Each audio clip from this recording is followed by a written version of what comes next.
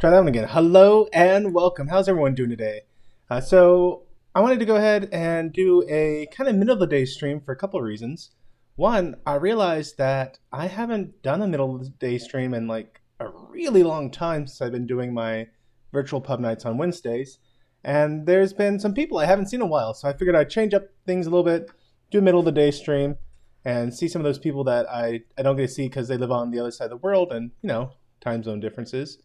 And then also, I know that Bird's not doing well today. If you haven't seen his stream yet today, go check Bird of Prey 5's stream. He's having some problems. Might have to go into the hospital. Hopefully he was able to find someone.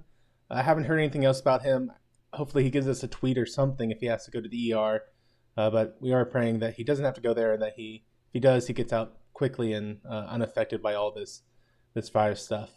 Hey, John DeMarco, how you doing? So the other thing I want to do is kind of continuing my change of pace here. Is I figured, since it's kind of a random middle of the day stream, probably won't have too much time just to goof around. I thought I would go ahead and open this up to StreamYard, so anyone who wants to join in, feel free to join in, and we'll have some fun. So beyond that, let me make sure that everything is unmuted. There we go. And we're going to continue where we left off with Eternal Darkness.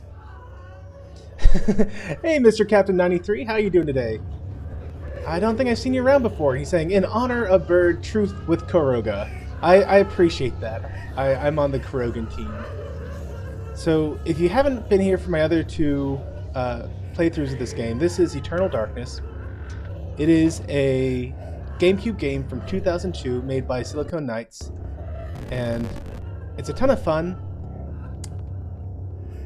It's kind of a psychological horror type game, which is why you hear all those strange laughter and stuff going on in the background. So if psychological horror isn't your cup of tea, this is not going to be a game that you overly enjoy. And you might hear some crackling going on. Sorry about that. The emulator I use to play all these games, which I do own a Wii, so I can play this legally. And I do own the original game. So I have the original game and software to play all this.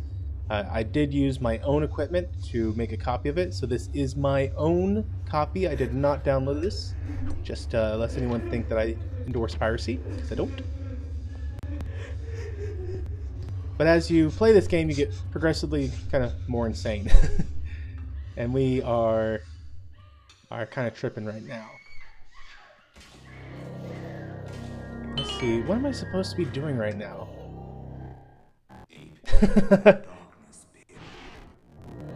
One of the fun things about this game is the more crazy you get, the more random things happen.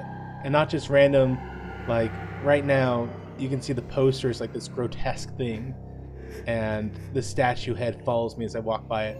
But like, it actually messes with the game, so I try to pull up the menu right there. Okay, I actually have the next page. So we're going to go ahead and start the next chapter here and see what we're doing.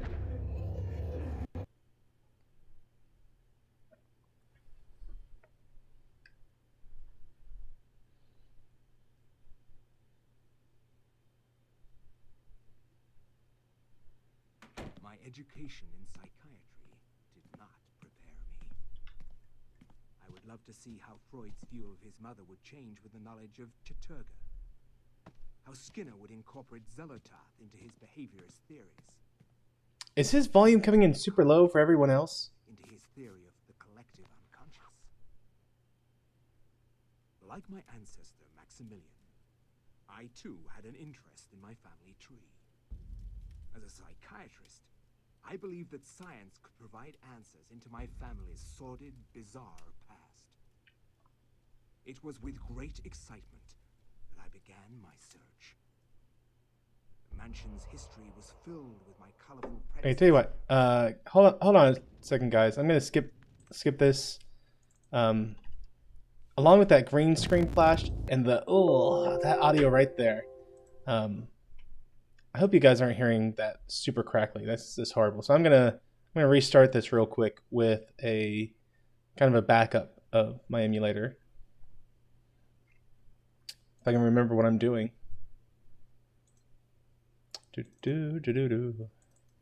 Do, do, do, do. Do, do, do, do, do, do, do, do, do. Charging my attack.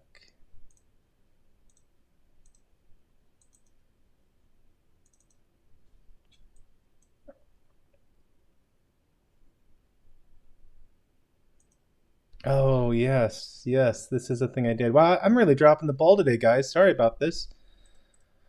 So I was setting up.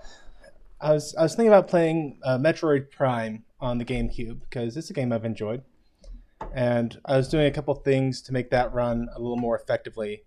And one of the things I did was tell it to compile shaders ahead of time, which I know you guys are like, "Oh yeah, that's the type of thing we're here for." But what it does is it compiles some stuff ahead of time so that the emulator doesn't have to work quite as hard in the background later on. But unfortunately, like Eternal Darkness had like 4,000 shaders, so we are not going to sit around while it goes along with that. So I'm gonna real quick here.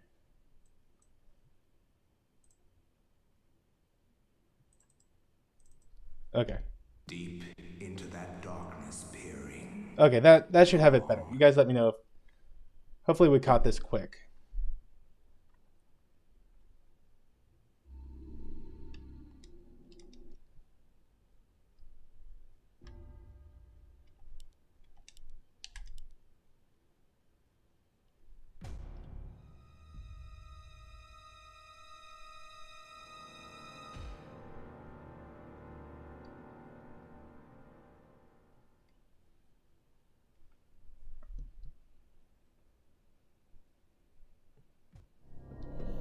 There we go.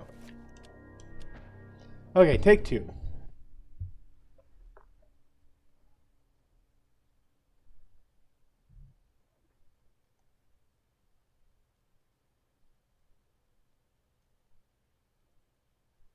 My education in psychiatry did not prepare me. I would love to see how Freud's view of his mother would change with the knowledge of Chaturga. How Skinner would incorporate Zellertath into his behaviorist theories. How Jung would accommodate... Still way too low. Let me get number one sci-fi in here. Hey, number one sci-fi, how you doing today? Okay, how about you? I'm doing fine, thanks. What you up to? Watching me struggle with my my emulator? Huh? So, just enjoying watching me struggle with my emulator? Sure. There we go. Not really, but if that's what you want me to say. I appreciate it. Let's try this once more time. Stupid thing updated, and I should have thought ahead about that. Darkness peering. There we go. That's some audio. I stood there. What game is this again? This is called Eternal Darkness. Doubting. Came out for the Nintendo GameCube forever long ago now. 2002, I believe. So it's an old school game, basically. Oh yeah. I mean, that's the only type of game I really play. Every time I look to buy a new game and see that it is, you know, like 40, 50 bucks, I can't justify spending that sort of cash on a game. Yeah, I'm the same way. I usually try to wait until, well, yeah, it's either on sale or after, I guess it's been out like I guess a year or two, and then the price finally goes down or whatever. Yeah. That's that's how I get. I get all my games used, either from GameStop if it's how Skinner would incorporate Zellertath into his behaviorist theories. Console game. How Jung would accommodate Ulio. And then, or if it's on Steam, then I'll either wait for it to go on sale or whatever. Like my ancestor Maximilian, I too had an interest in my family tree. As a psychiatrist, I believe that science could provide I answers mean, into yeah, my family's for sordid, being as long bizarre ago as past. this game was made, the graphics look pretty It was good. with great excitement Oh yeah, the GameCube that I had began good my graphics. search. Yeah. The mansion's history was filled with my colorful predecessors. Everything from convicted and hung witches. I mean, like I said, I committed remember madmen, each playing, laying their own peculiar mark you know, upon its text character. adventure games like Zork and the I intended Hitchhiker's Guide to the their Galaxy when secrets. those were the rage, you know? Oh yeah, I remember Zork. Yeah. Yeah, Zork and Hitchhiker's Guide are probably the two most well-known text adventure games. Well, especially Zork, but since I had, what, 3 of them, I think. And then it finally got to, you know, graphics along with the kind of text adventure type thing, which is what I probably played a super long time ago, like you know, like Ultima, I guess is a very classic game. Yeah. And Ultima, what, 2, 3, 4, whatever, you know, however many they made. Same with Might and Magic. You remember those games? I don't remember that one, no. Okay. But you remember Ultima, right? Oh yeah, yeah. Okay. Yeah, everybody probably played at least Ultima. Well, if you were around back then. They probably haven't. I mean, if they just recently got into gaming, they probably never heard of Ultima. Wasn't Ultima one of the first MMORPGs? Yeah. With their Ultima Online. One of the first massive online role-player games.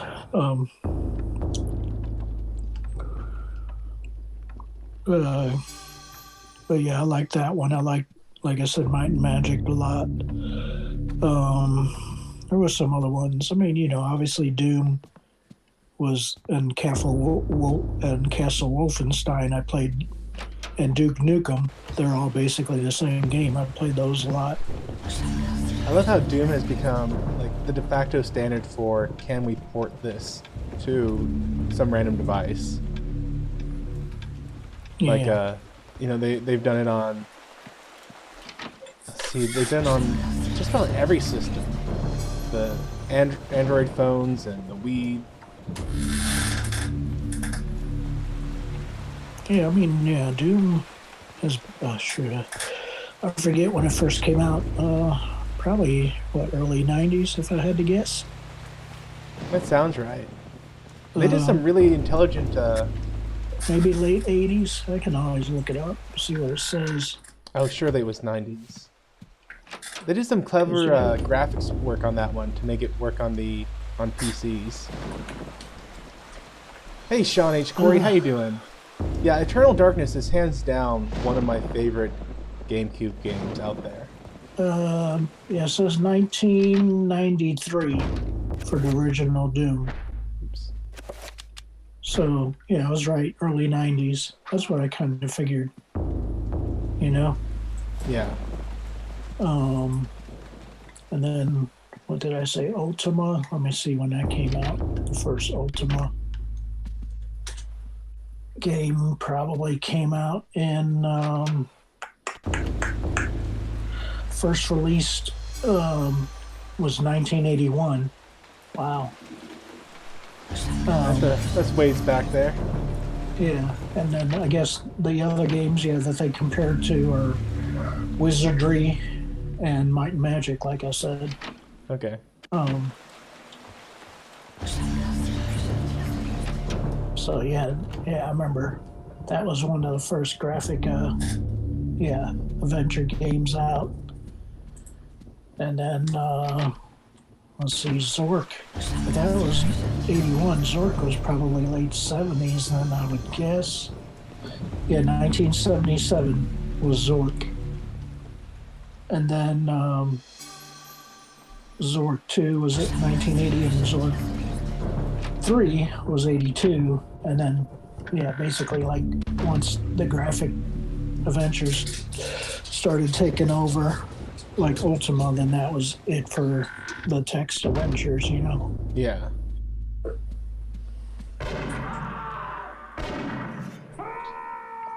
Did you hear that? Yeah, I remember. Someone accidentally, not released, but someone on purpose released, but someone accidentally left a vulnerability open for them to get the hardware code off of Nintendo stuff, like the Wii and the 3DS, Well, like the actual underlying byte codes. I mean, they have it where you can play like Zork if you want to. Online for free on some site or another. Since it's yeah, I mean, if it came out in '77, it's probably considered what do you call that? I guess when a game is like so many years old, free. I guess freeware in a way. So it's still that. Sometimes they call it abandonware or shareware. Yeah, abandonware. That's what I was thinking of. Yeah, there you go. But technically, it's still copyrighted. Like, I think its current copyright is still 50 years after the death of the author. Yeah. Well, yeah. I mean, you know, it's just like music and books, which are obviously copyrighted and stuff like that, you know, as well.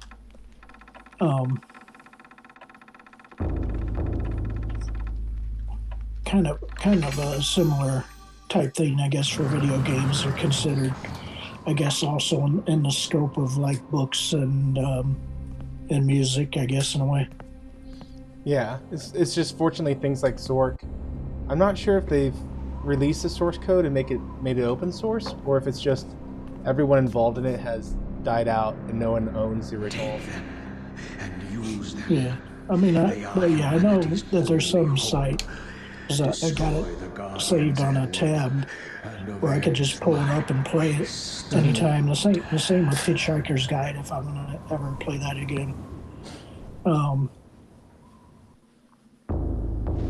And stuff like that. I mean, I remember back in the day you used to have like a DOS box to run the old DOS kind of games. You know? Yeah. I use DOS box. I mean, I guess... Yeah. I mean, yeah, that's still in use now for certain old games. You still got to have like a DOS box type of program to run it, you know? Because, DOS was, I guess, the original language way back in the 70s and 80s mainly. Mm-hmm. That you had to run games using. And then, you know, once Windows came out, then that basically replaced DOS, you know.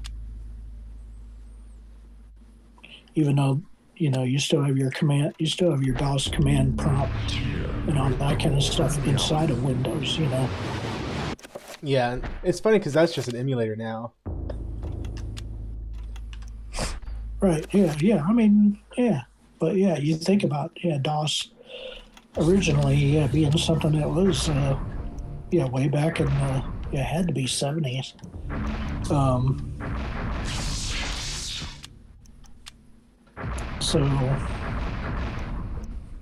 And yeah, that was before there was such a thing as Windows. Because Windows, that was what called Windows 3.1, I think, was the first main version, if I'm right. Windows 3.1, yes. Yeah, 3.1. I think was the original one. At least that's the first one I ever used. Or I guess 3.0 was the first one, but I remember that they had to upgrade it to 3.1 almost immediately. And 3.1 was supposedly, according to Wikipedia, released April 6, 1992. And Sean saying Windows 3.0 was either the first GUI one or the first one he used. Yeah, 3.0 was first for Windows. But yeah, I remember way back, and I said there's a Windows even 2.0, I guess, which is even older. Yeah. Which was, 1987, and then there's obviously a Windows 1.0, which is November 20th, 1985 is when Windows originally came out, but it was not popular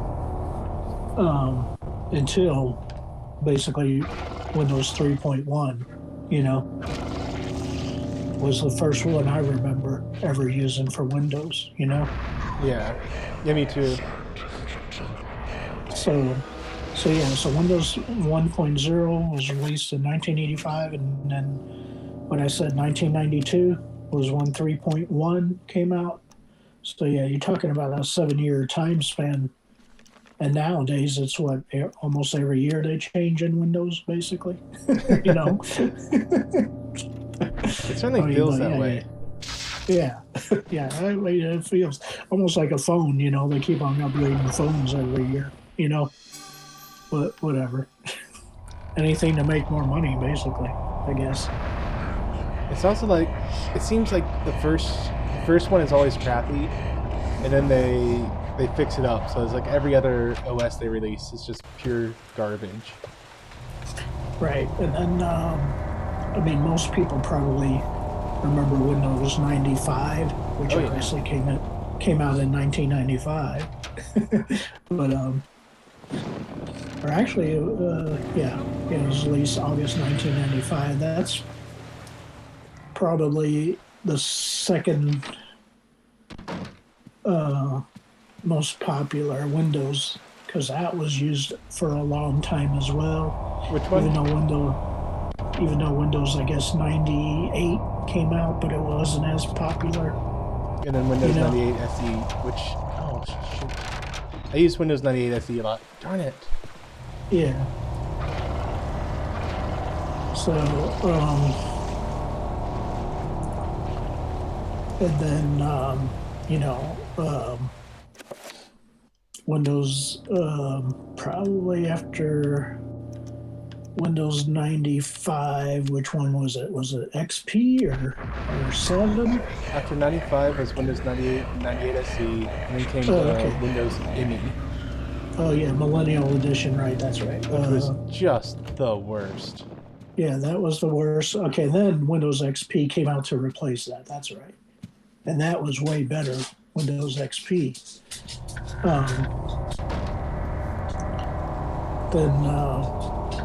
Then Windows 2000 or Millennial Edition, whichever one you had gotten. Windows XP was then, the benchmark of Windows for quite some time. It lasted, from 2001 to 2006, supposedly. And then it was probably replaced by maybe Windows NT, maybe? So NT was a separate line from their... Okay, yeah, it was more business, right? Yeah. Of the type thing? Okay. So when Windows ME came Windows out, Vista. Windows NT Windows also Vista came was out. Windows Vista was probably next, and Windows Vista was a failure. Oh, it was basically. horrible. Yeah. So in a way, Windows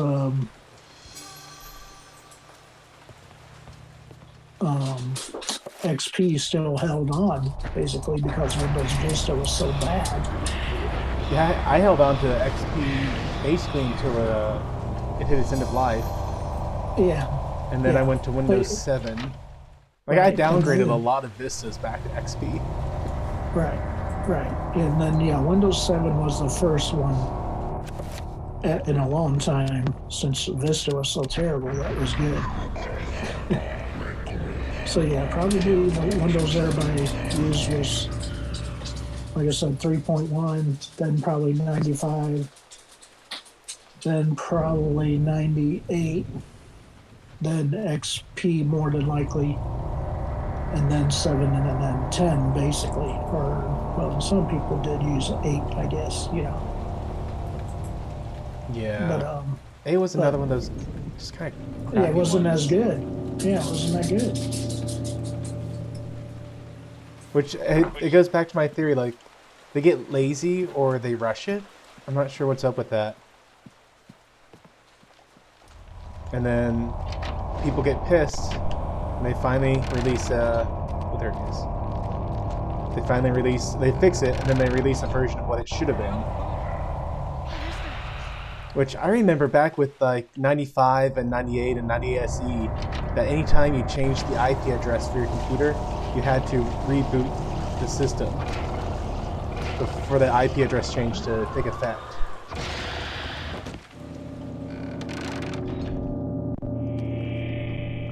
I remember for a long time I really liked Linux because I didn't have, like, every time I made a change in Windows, I had to completely reboot everything. And then with Linux, it was just, nope, here's the stuff, you're good to go. Shoot. Yeah, I used Linux just one time. I can't remember when it was. It was probably during that time when Windows all of a sudden was kind of crappy, more than likely. You know? So, yeah, it was a weird thing that you kind of were forced to have, unfortunately, Windows. Yeah, PC. You know? Oh wow, John is saying, I was looking at the years for Windows 3.1, and he found an article that a French airport was still running 3.1 as early as 2015. Oh, they were still using it? Yeah, he says shockingly they had glitches. You would be amazed the places I go to, and just the completely random OSs they're using. Like, incredibly old to run things like your water plants and your power plants and nuclear power plants. And you're like, you really should have this updated. But yeah, well, I mean, they never budget that kind of running. If they're running them on DOS, which is, like I said, even older. I mean, DOS was released in, it says 1981 originally.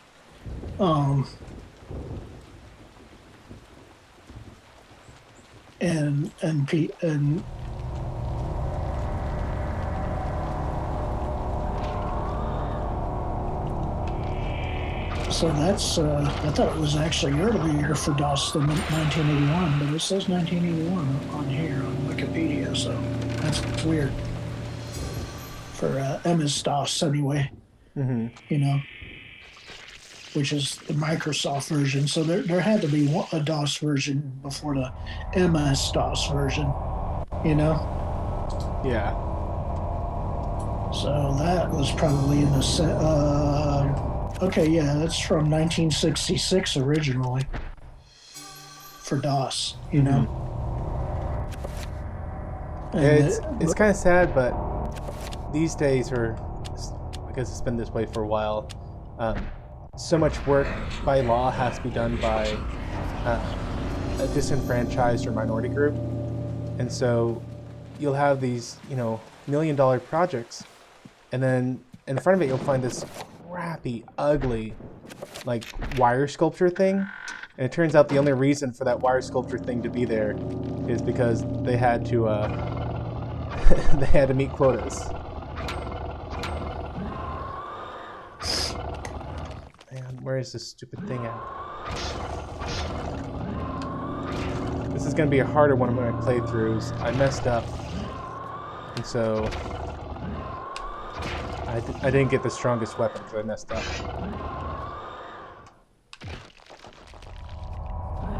Yeah. But yeah, DOS is still used even to this day.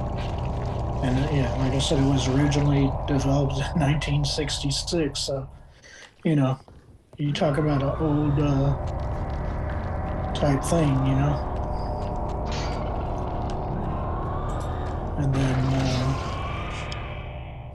And then the original Windows, like I said, came out in 1985 for 1.0, which, yeah, I don't even remember it. Like I said, 3.1 is the earliest Windows I remember. Mm-hmm. Ever using on a PC. Oh, yeah. Yeah, I still have my 3-1 installation discs along with the 95. I probably do too somewhere because they're on. Well, it was at the time that the floppies changed from the big ones to the small ones as well.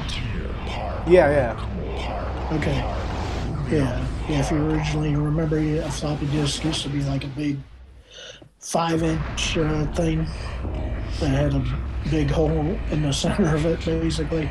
Yeah, it was truly floppy. Yeah, it was truly a floppy disk, basically. And then it changed to, a more compact little kind of Star Trek looking thing in a way when you think about it. If you have the colored ones. Yeah. Which those were, the zip discs were kind of like that. Yeah, your zip discs were the more colored. But they had besides black, they did have colored floppy disk as well. Black was obviously your main color. Oh yeah, I got some floppy disks just sitting on my shelf, 6 feet away from me. I try to carry random things around because I never know what's gonna pop up on a job site. Yeah, well, yeah. Hey, like you said, you never know, man. What's gonna come up or what's gonna happen, man. Yeah, you'd be surprised all of a sudden, oh my god, this thing still needs a floppy disk in it? Oh my god. You know? And you can usually see stuff like that, I guess, at your pawn, maybe, or your antique store or something like that, whatever. That kind of a thing, you know? Yeah.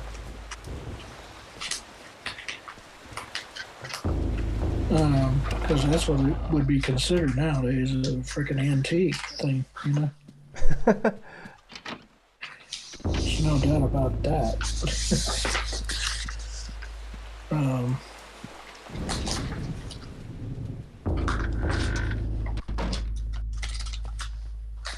But yeah, and each of those little floppy disks was what? Just a little bit over, somewhere like 1.44 megabytes or something goofy like that. Yep. I think those were even the double density ones.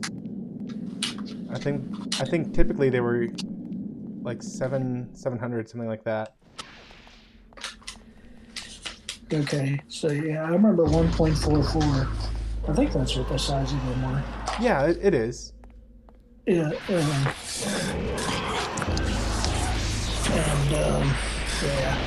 So back in the day, it didn't take much to get something running, I guess. Yeah. Or you'd have one of those programs that came on like 10 floppy disks held together with a cheap rubber band. Yeah, that's how games were. If you had a game, it required a bunch of floppy disks to install it. And I guess it was cool how they broke it up so you could install it, obviously. But it's definitely a weird time back in the early ages of PC computing and everything. Everything was sneakernet. Yeah, you dialed in on the modem. It did all the weird, funky sounds and stuff when you got hooked up, you know. Oh yeah, that's still my ringtone to this day. Really? Yeah. Okay, that's cool. The funky modem sound, that goes, like that kind of thing. That's the one. You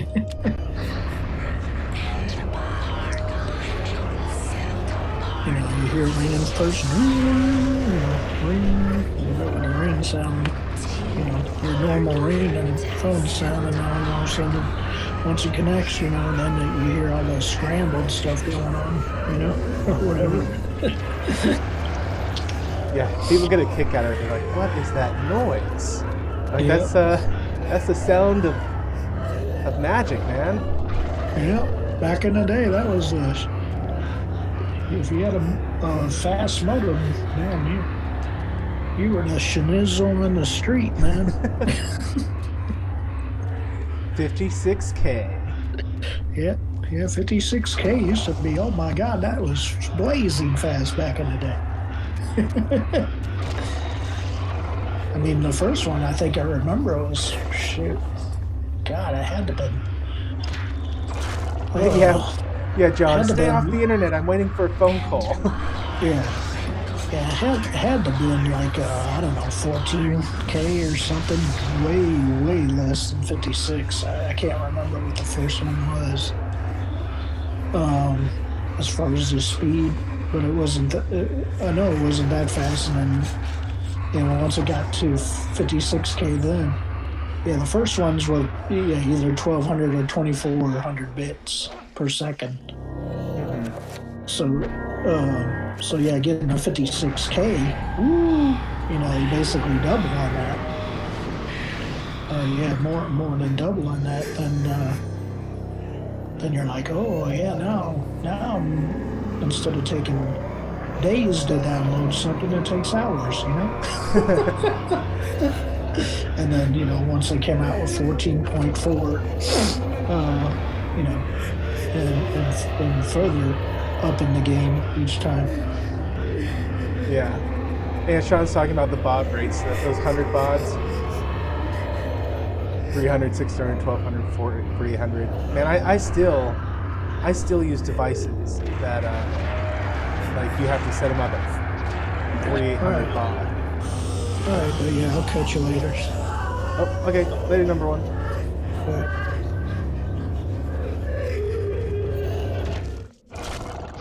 Well, it's cool to have number one on. I know he also had to deal with this virus stuff, and I'm glad he's back and feeling better. But yeah, I literally I use cereal quite a bit in my line of work. You wouldn't think so, but I do. And hey, Wesley, how you doing? Not much going on. Just like John said, killing demons, going insane. Oh, Wes, you gotta remake your character so we can get this going. In fact, that's kind of what prompted me to play this game, is that we're hoping to start doing a Call of Cthulhu tabletop game. And the first step in that is getting your characters made. And this game is very much the Call of Cthulhu mythos, where, things happen until you die or go crazy.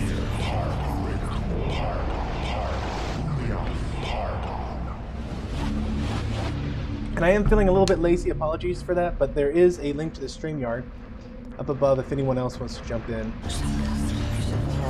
I need to enchant some stuff.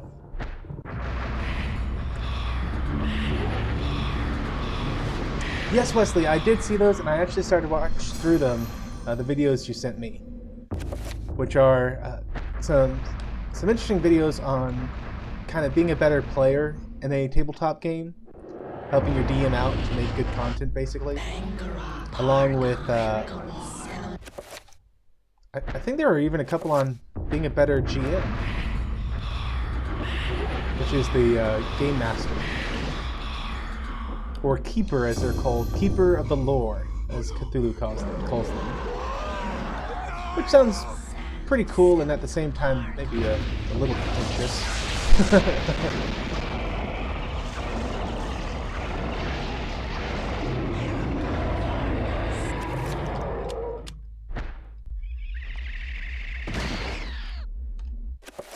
Shush you.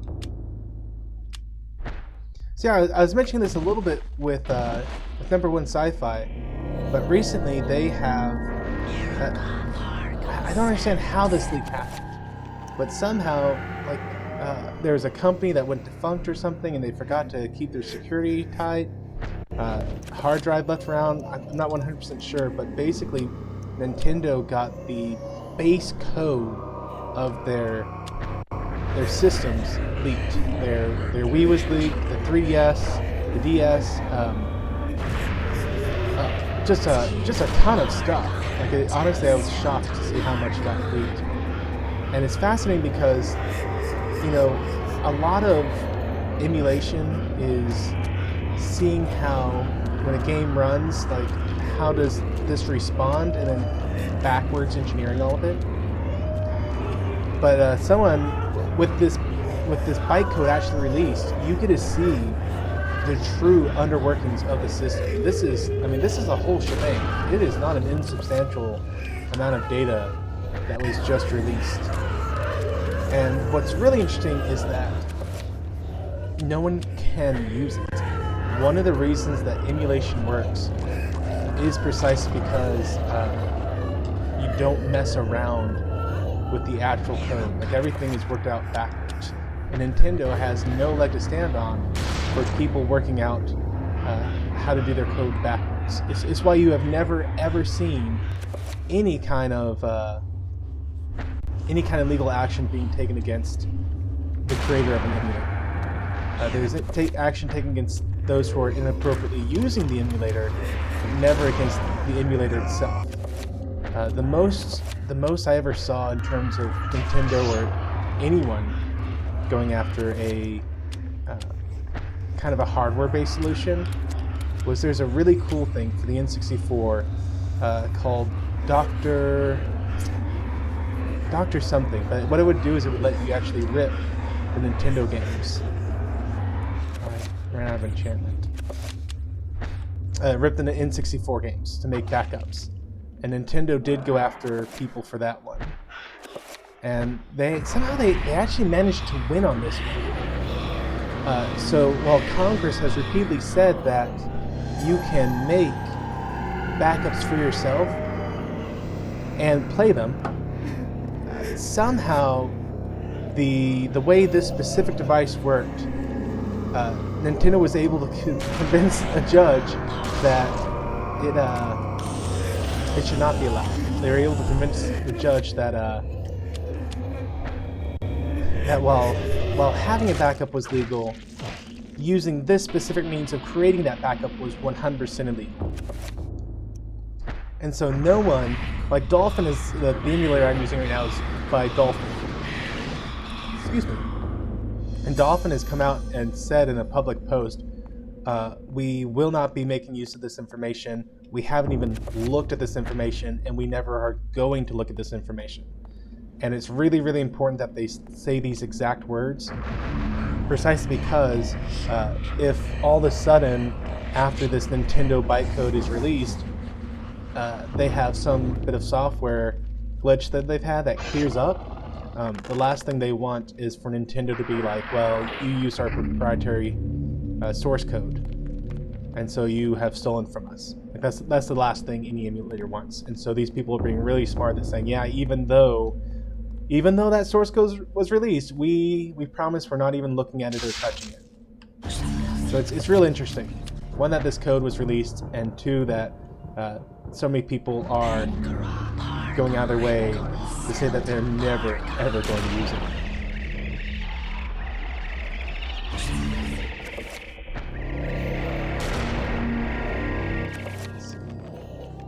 Let's get rid of this magic.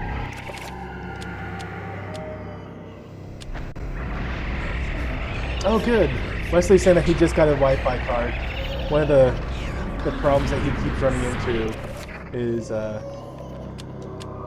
his wired cable seems to keep dying on him. So hopefully a Wi-Fi card will solve many of these issues.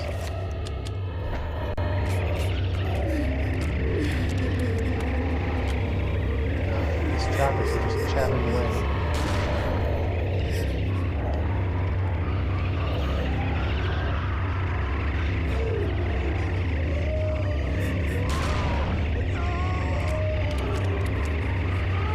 My poor guy, he is beyond insane.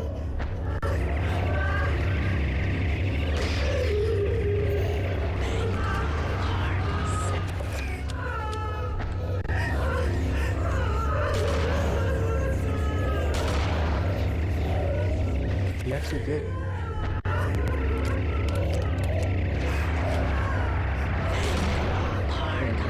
That was weird.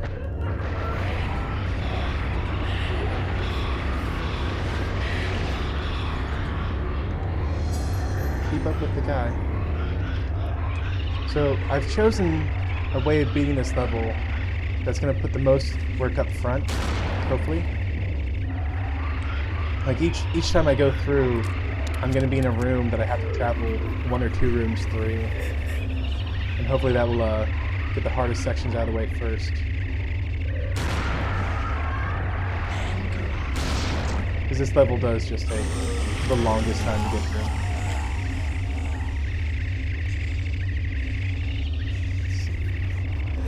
Look, there's any trappers here. We should be able to get through.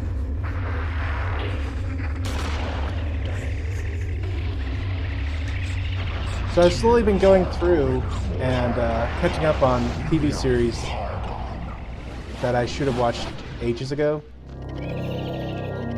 I just got caught up on Doctor Who. I hadn't watched the last season with Bill, not Billy, Bill. And that was the last season that had Peter Capaldi in it. And I was real worried. I heard that they were going to make the companion gay, and I was very worried that what they were going to do is just like have that be the entire plot of everything. That plot would be gone, and everything would be about gay. I'm like, well, that's not going to be the show for me. I don't need that sort of huge identity politics being put into the show. So I finally went back and watched it, and I have to say I was very pleasantly surprised. Like, they did call it out a couple times, but I already knew they would. But it by no means, like, took over the whole show, like I was worried it was going to. And so I had a really fun time with the Bill episodes. There are a lot of good ones in there. And then I watched Clara. I need to spell it. Or not Clara, Jodie. I got into the Jodie Whittaker stuff. My goodness, that is the worst Doctor Who I have ever seen in all my life. When I first heard that they're going this, the Doctor's a woman now, I was really annoyed because I'm like, you know what? If you want a female Time Lord, you should just make a female Time Lord. Taking an established character and making them female is just kind of dumb. Like, narratively, it makes no point. And I really hate stories that have their characters make decisions so that the writer can make a political statement or a social statement instead of having the character make a choice because that is how the character would act. I mean, it's literally turning the actor or the character on the screen into a sock puppet that the writer just gets to shove their hand up their backside and use them like a little mouthpiece. Oh, I think that this is a really horrible thing. And I hate that kind of just hate that kind of writing because it ends up being the worst writing that anyone ever makes. And that's what I was going to be concerned with the Jodie Whittaker, making her a doctor. I didn't think that they could possibly have the woman as a doctor without it being some political piece. And sure enough, that was certainly in there. But the thing that made it really, really bad was just it's like the writers had no idea what they were doing in terms of making a good story.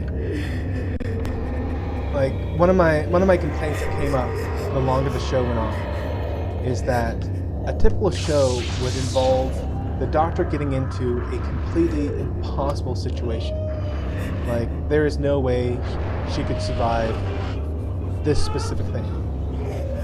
And then all of a sudden, she's like, oh yeah, and by the way, here's how I'm going to survive this thing. And the Doctor has certainly been known to do nonsensical things like that in the past.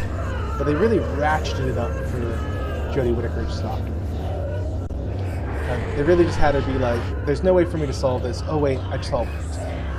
And then one of the other things they do is, how to put it,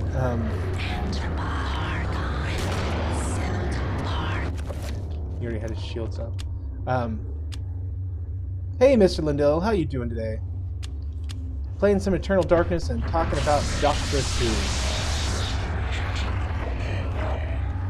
One of the other things they would do is they would have the Doctor in an impossible situation. And,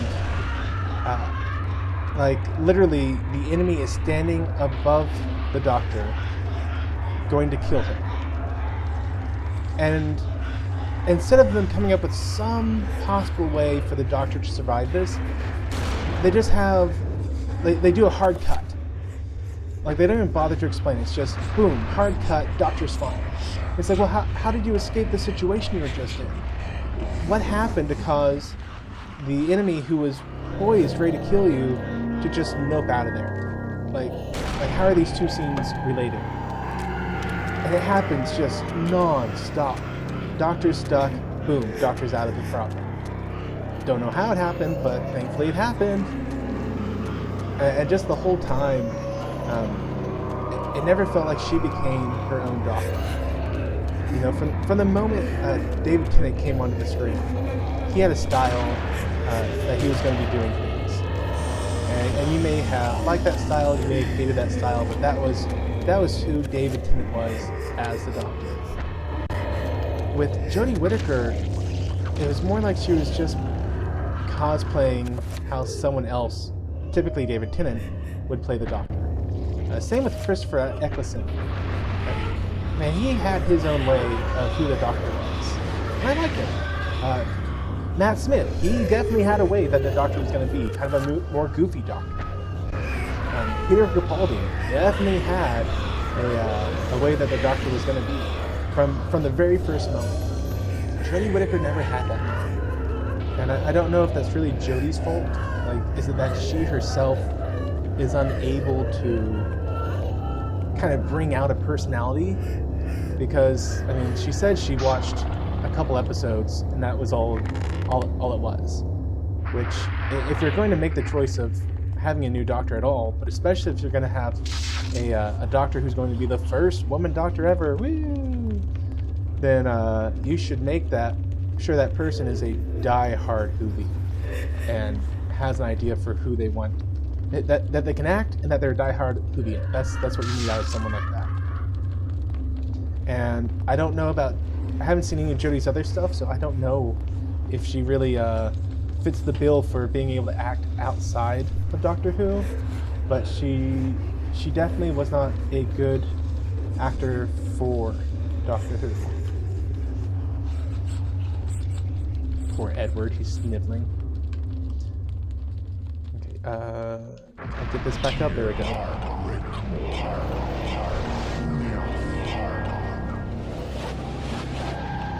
Mr. Lindell is saying that's an old tactic from the days of serialized movies. The cliffhanger was always more exciting than how the hero got out of the situation in the next installment. I'm glad we got away from that then, because it was just the worst. Like it's one thing to do it once. It's one thing to do it every once in a while. But literally every single episode would be like, I'm stuck, there's no way out. Hard cut, and now I'm out of that situation. Or the enemy just walks away. Why does the enemy walk away? Like, is there a narrative reason for the enemy to walk away? And that's never addressed. Instead, the enemy just walks away. I noticed one of the other things they did was, like, every single episode, something would happen to either take away the TARDIS or to take away the Sonic.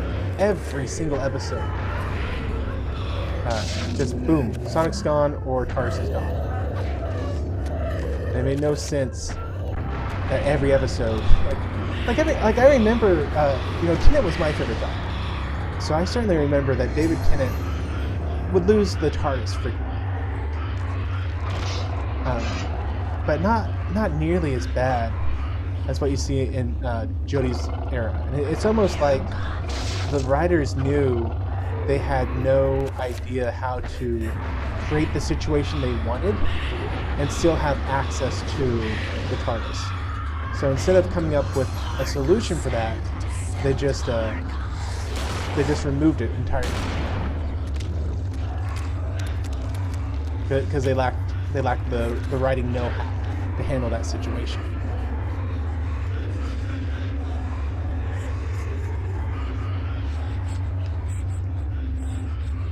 One of my other complaints was I have never seen a more racist and sexist doctor than the doctor from Jodie Whittaker. One of the worst offenders of this there was an episode called was it Demons on the Punjab? Demons on the Punjab, something like that. But it was supposed to be set in the past during the divide of India into two nations, a Hindu nation and a Islamic nation. And it completely removed all influence of the Hindi people, of the Indian people. Like 100% gone. They had no agency whatsoever. It was all the big bad British colonists who were doing stuff. And it amazed me because I'm like, guys, that is such a whitewashing of history to remove all the prominent Indians who were involved at the time in making these decisions, who were calling for legislation, who were campaigning and promoting this. Like it just removes them from history completely, and I was completely shocked that they would do this. And there's an episode about Rosa Parks, which, wow, I mean that one was wow, because it really did a disservice to the issues that specifically Rosa, but all black people at the time had to face. And one of the worst things they did is they made the bus driver a raging racist. Like literally, he was just shaking violently racist. When you look at the reports that actually happened, and it was a much worse kind of racism. Like, it's easier to address racism that, it's in your face and people yelling and screaming and just ranting at you. Like, it's really easy to identify that and then write laws against it and make sure people aren't doing that. But the more insidious kind of racism is just the quiet, the sitting back, and that's the kind of racism that it appears that the bus driver was in real life. Interviews that he did later on in life about Rosa Parks, he just shrugs basically and says, well, that was the laws, all I was trying to do was enforce the laws. And that is a much more important subject, I think, to be talking about, because that's something that I think still goes on, that people see injustices in the world and they kind of shrug their shoulders and say, well, you know what, that's just the law. And they make no effort to change the law, to get rid of these injustices going on in the world around them. And the fact that if you're going to do an episode about Rosa Parks, the fact that they would take such an important message and turn it into like this, we are against screaming at you racism, because like that's what we think of everyone who watches this show, that you're screaming white supremacists. I think that was just the most racist thing they could have done, and it was the biggest disservice to their own message. So yeah, I was not a fan of the latest Doctor Who, to say the least. I've been dying for a chance to talk with Odyssey or Wesley about it, but I keep missing them. John saying, reminds me of what another doctor said, revisionist history is such a comfort. Yeah, so I've only watched the what I can only refer to as New Who, starting with the 2005 Christopher Eccleston, which it was really fascinating to me to find out that classic Doctor, he did not mind blowing things up. Like, I've always been annoyed with one of the traits of New Doctor is that, and I say New Doctor, but obviously this is much more the writers. It's the writer's own biases using the Doctor. But ever since the 2005 reboot of Doctor Who, he has been extremely against weapons. That every time something comes up, he's like, oh no guns, I hate guns. Oh, I liked you, but it turns out you're a soldier, so now I hate you. And nothing is really ever addressed beyond that, just that the Doctor is kind of biased like that. And then he turns around, and it's like, oh, well, it's okay when I do it. So, like, a Dalek shows up, and all of a sudden he's all about them guns and shooting everyone down, and he's all about, blowing things up, or, oh, hey, here's a Time Lord, grab your gun. It's just so hypocritical. And it made me really appreciate the moments more, like in the last episode with Christopher Eccleston, when he has the, he jury rigs this device where he can connect these two wires together, or these two panels together, and kill all the Daleks. And all the Daleks they've killed. He sent Rose back in time. He's killed Jack. Everyone around him they cared about is dead, and all the Daleks are there, and he can't go through with it. Given the choice, he says, I'm a coward every time. Which, once they kind of went back and said, well, he was the War Doctor and did some revisionists there, it made it all the more cool that he chose to not go the warrior path. But moments like that were actually really good, because like it made you think about the Doctor, that he had this opportunity and he chose not to do it. But then you'd also have like totally hypocritical moments, where in one episode he'd be saying, guns are bad, guns are wrong, unless it's someone that I don't like, and then it's totally okay.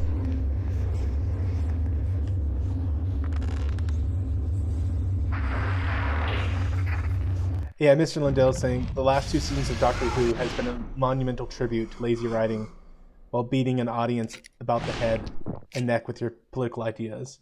It also makes me wonder, like, who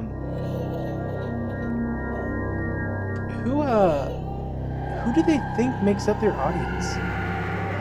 Like, this is something I've actually had a problem with.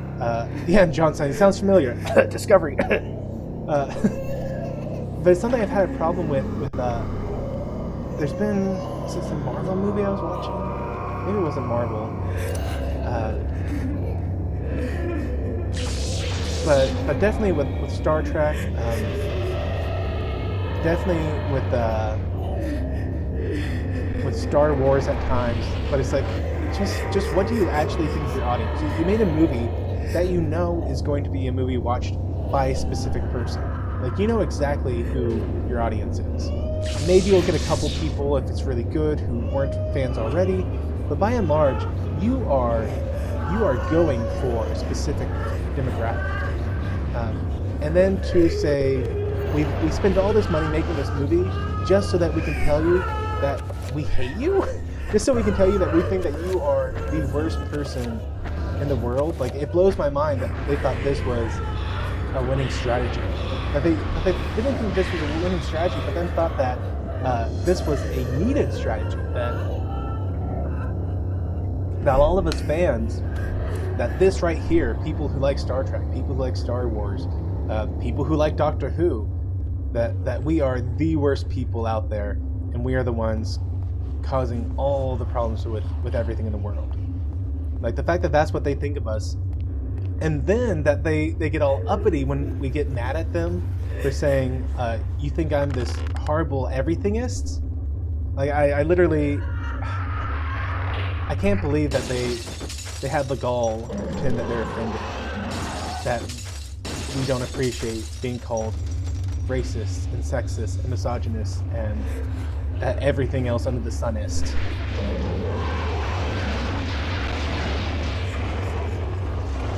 Sean, oh yes, Liquid Courage, I forgot about that. Yeah, you can see that I am deliberately not using anything to bring my sanity back. And I am playing this game specifically to go Batwoman crazy. Which there's another one, Batwoman. That's just been Oh, it's just been a train wreck of a show.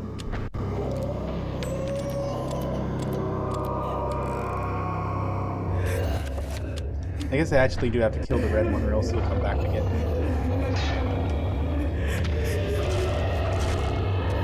Oh, took me a second too long. Now I'll finish it.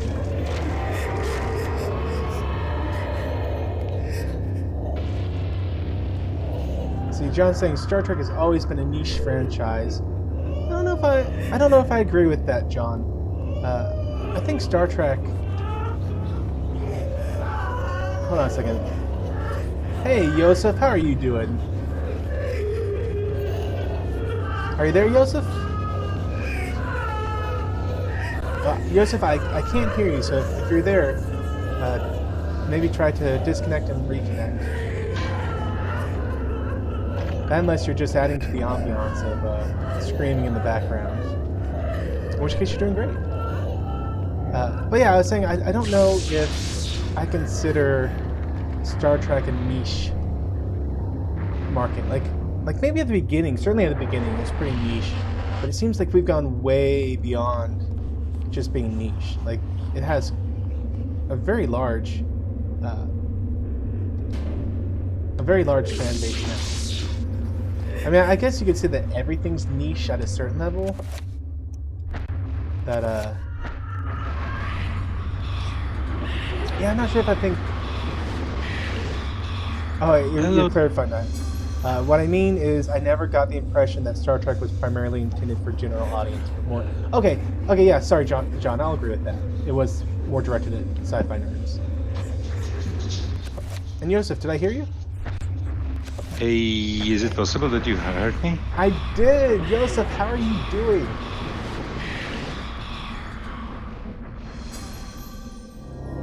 Are you cutting in and out?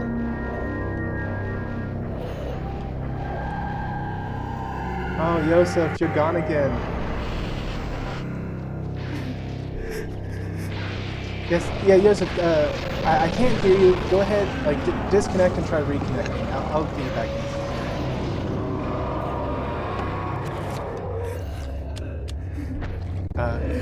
So John's saying, I always thought Star Trek was a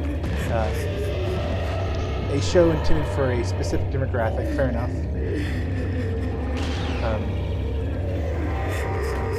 More for Sorry, my nerds. computer is stupid. He never got into Doctor Who, but I imagine it's the same way. They need to stop trying to make them appeal to have general audiences. Yosef, is that you, Tippy Tappy? Yeah, I'm trying to get my computer to work properly, and I was tapping on my microphone. Sorry for that, because I didn't hear you before because it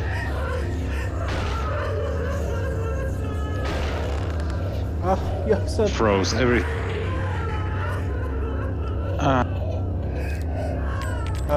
You're Why just is it not coming in working? and out. That's so rough. Yeah, I know. I will disconnect and come back in a few minutes. Yeah, please do.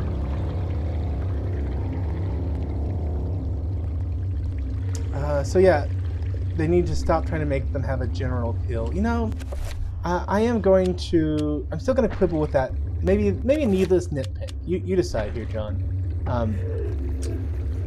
I somewhat disagree. At very least for the original Star Trek, and with Doctor Who also, that it was very much intended to be a general, safe for the whole family adventure bombshell. TOS certainly looked at some hard-hitting subjects, but I still think that by far and large, it was intended for everyone. And honestly, I think that that it is only new Star Trek that has changed in that regard.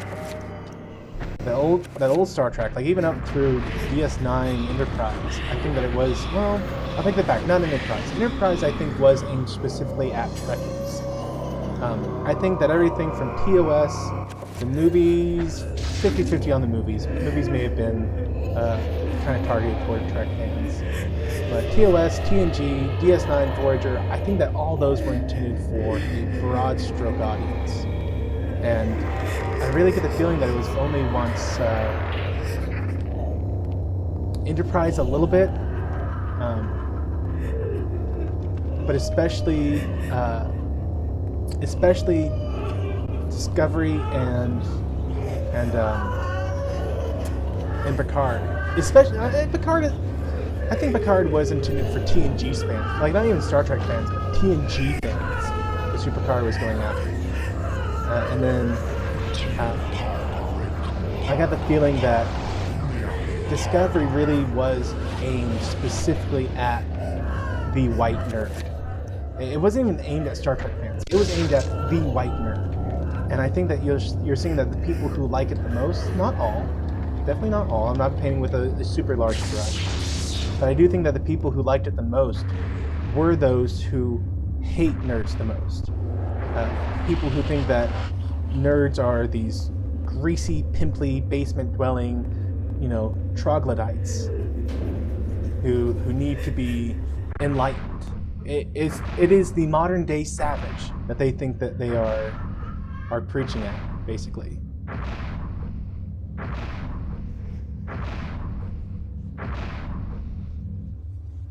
I'm just saying, I'll modify what I said. TOS was more intended for a general audience, but it failed in the ratings. Sometimes I wonder if TOS was just Edward's meddling with the arrays has conjured up incredible energies that are now building up inside the city and can't be contained for long. Edward needs to escape. Run, Edward, run. I wonder if TOS was just a little bit before its time. I wonder if they'd taken all the exact same episodes and done it in the late 80s, early 90s, the way that when TNG came out. So if TOS never happened and instead came out when TNG came out, I wonder if it would have fared a lot better. If that was just a more receptive time period, or I wonder if it's just kind of TNG had that launching block of nostalgia for TOS. John's saying, where I'm coming from is the transition from 2nd to 3rd gen Trek, as AT puts it. I do love me that definition. I think that is a great categorizing of Trek. And honestly, I mean, I get how some people might instead translate it into more of a kind of a new versus old Trek plus a secret robot, bad robot, secret hideout Trek. Like almost instead of 3rd gen, just say, well, that's bad robot, secret hideout. But I think that it's more accurate to call it 1st, 2nd, and 3rd. The JJ films in particular changed the tone of Trek from exploration and philosophy to big dumb action. I agree with that completely. I do think JJ, and I bless JJ's heart. JJ does great films, asterisk. He is not a deep thinker. He is not good at making plot. He's not good at coming to a conclusion for the plot that he's already cobbled together. But what he is good at is big, dumb action. I think in Abrams, J.J. Abrams and Michael Bay, I think they would make an amazing movie together.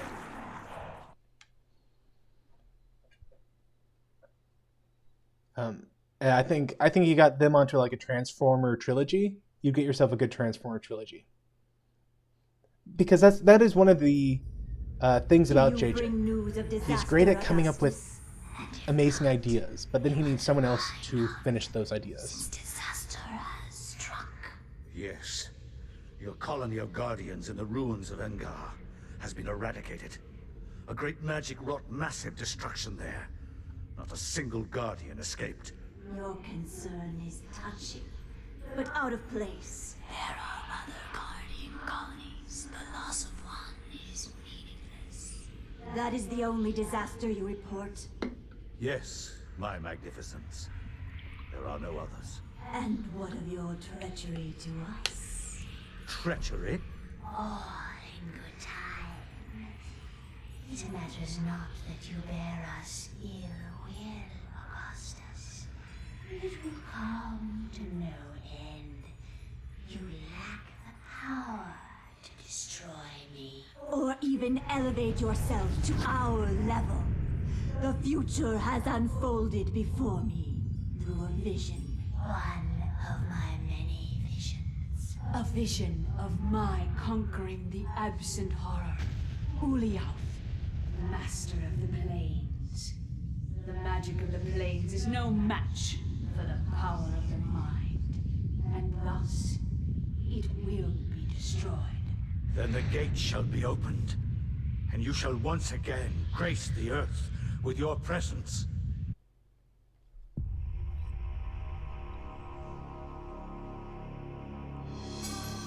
Let's see. Alex finds a scrap of paper tucked between the pages. It appears to be a note from your grandpa, Edward.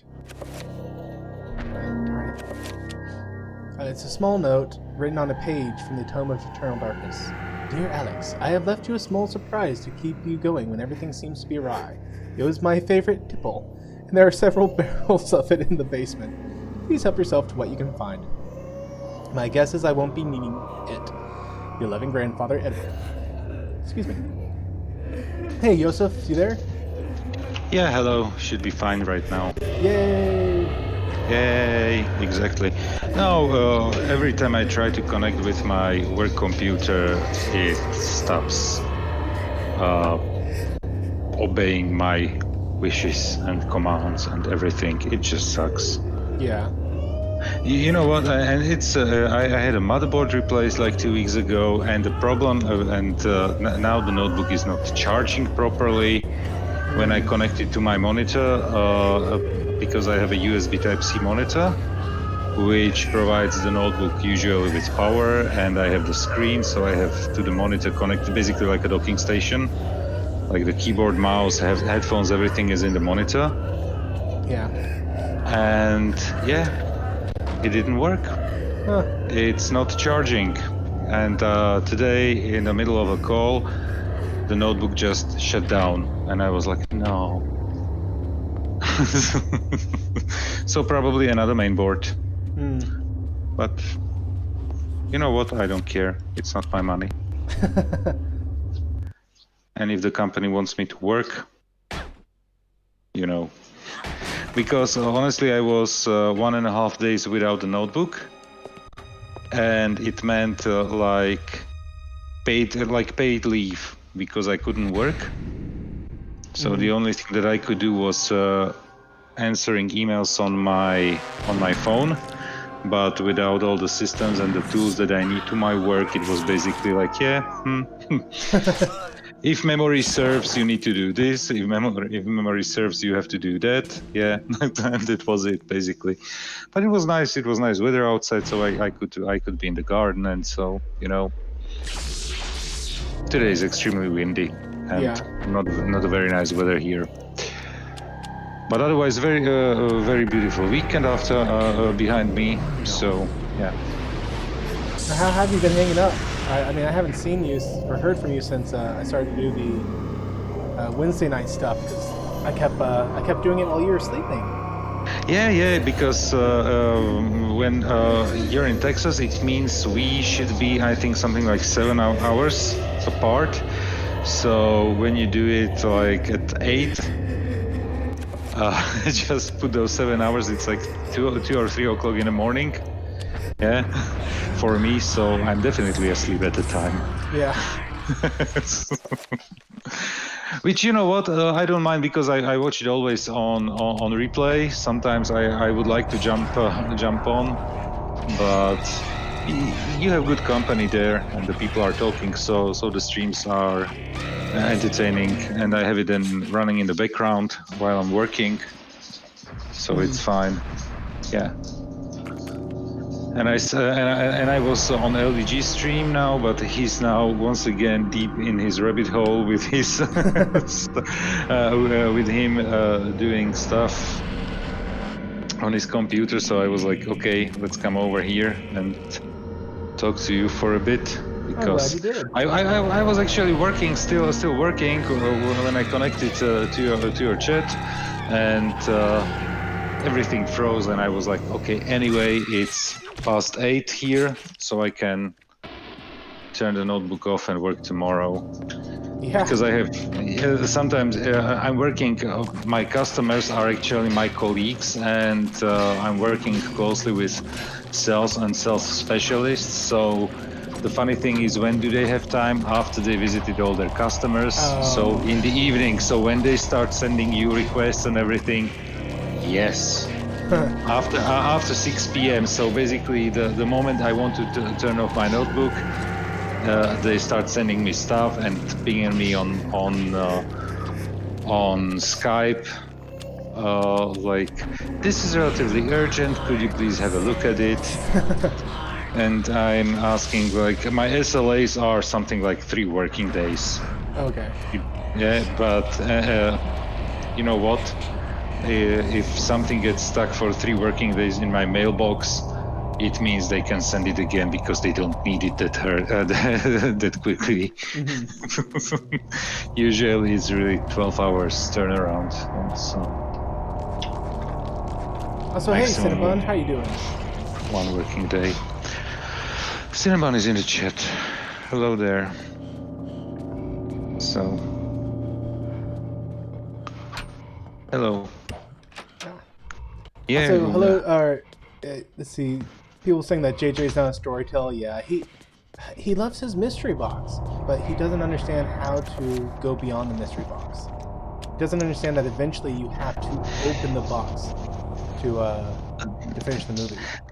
The thing is, for example, people were talking that the series Lost got too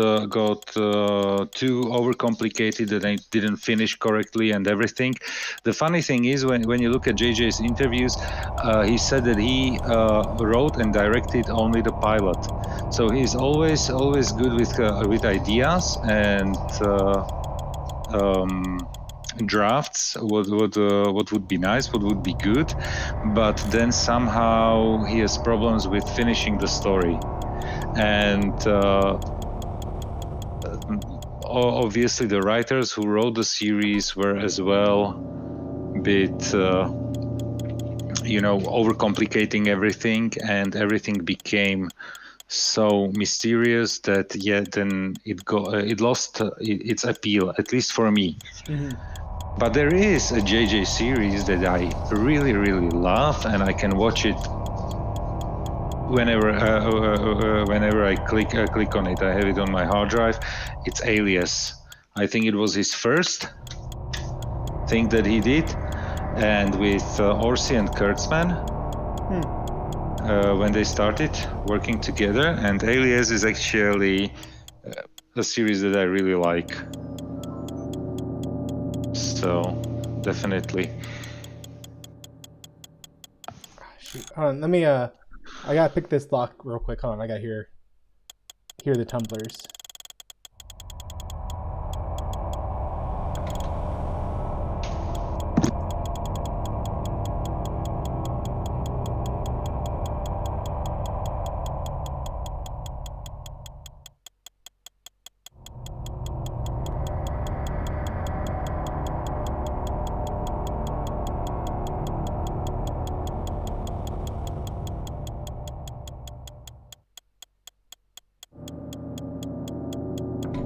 There we go. About 81.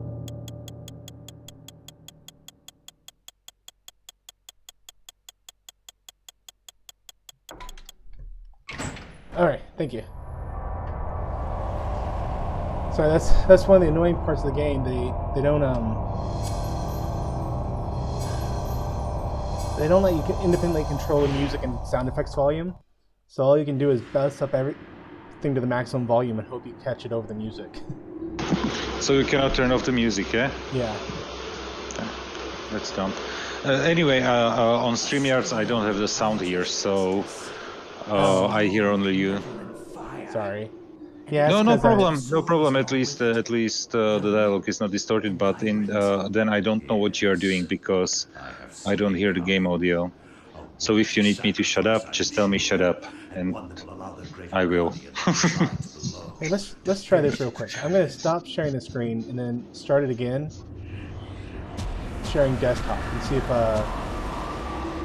if I can't get this still right. With this sacrifice of souls I make unto thee, Hello, us. the gate shall be ready to be opened, and your freedom shall be at hand. Okay, so can you hear it now?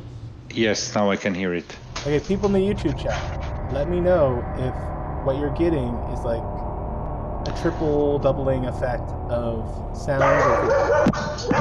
Well, okay, the barking dog, that wasn't me, but let me know if like you're hearing the game audio doubled up there.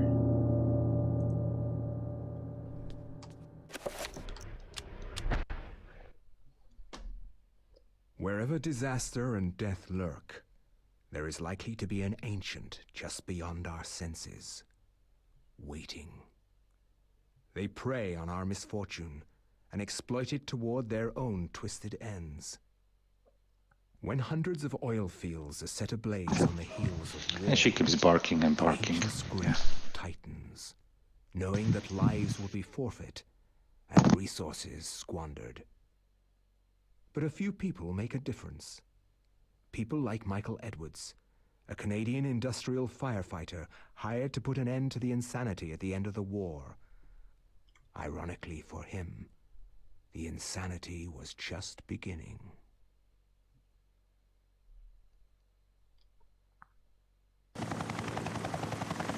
Hey, Cinnabon, were you able to finish your character sheet? / upload it? I haven't looked at the drive today. How's the temperature in there? It's hotter than hell here. I'm getting a little nervous about this one. It feels more out of control than the others. More powerful. I don't know how else to describe it. This is the safest way to blow out these things. You've done this enough to know that. It's by the numbers. It's all good. Just relax. The silicone cloth and the water spray are there, so you're probably right.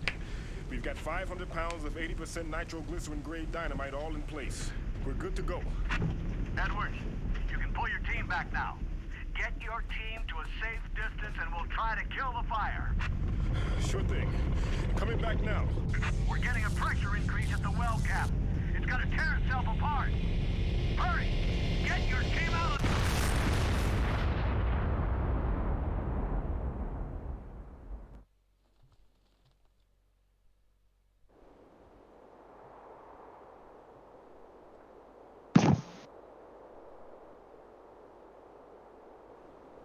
Is it like the next mission?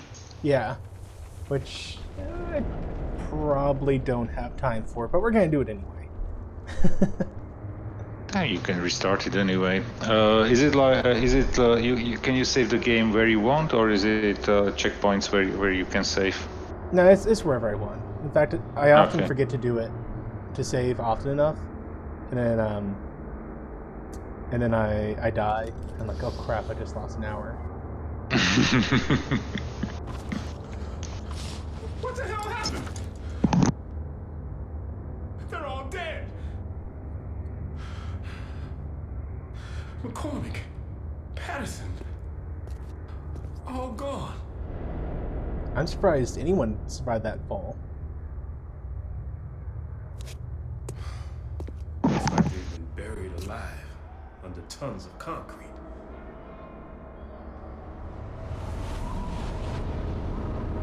Take this.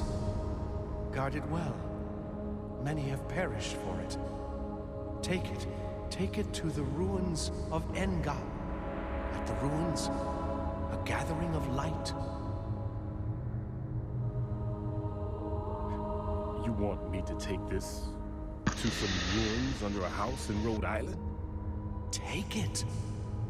Save us. All. Sensing the danger, Mike protects his hands from the insidious magic by using his coat to carefully pick the artifact from the debris-strewn floor. I have acquired the essence of Rubioff. I found the ruby effigy. I found the sapphire effigy. Excellent. So you're Michael. I am this time now, yes. Let's see, I don't care about any of that stuff.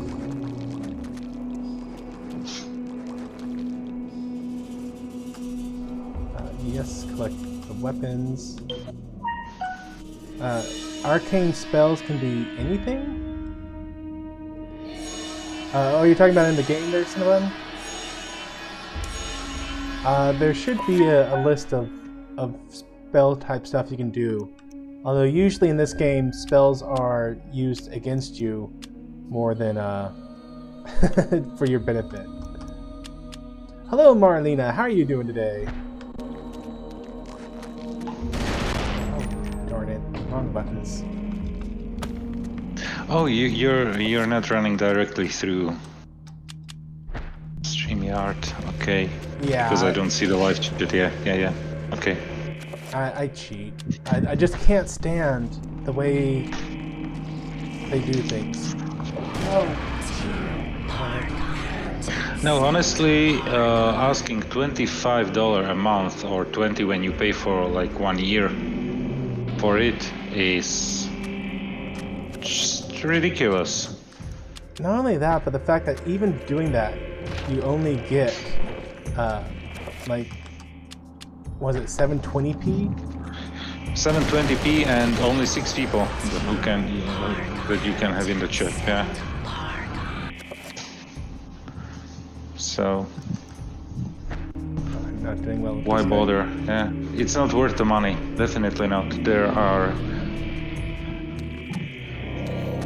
What I've seen people doing is really they are using Zoom, and Zoom is something like 15 a month, and you can have basically all the screen sharing functionality and everything.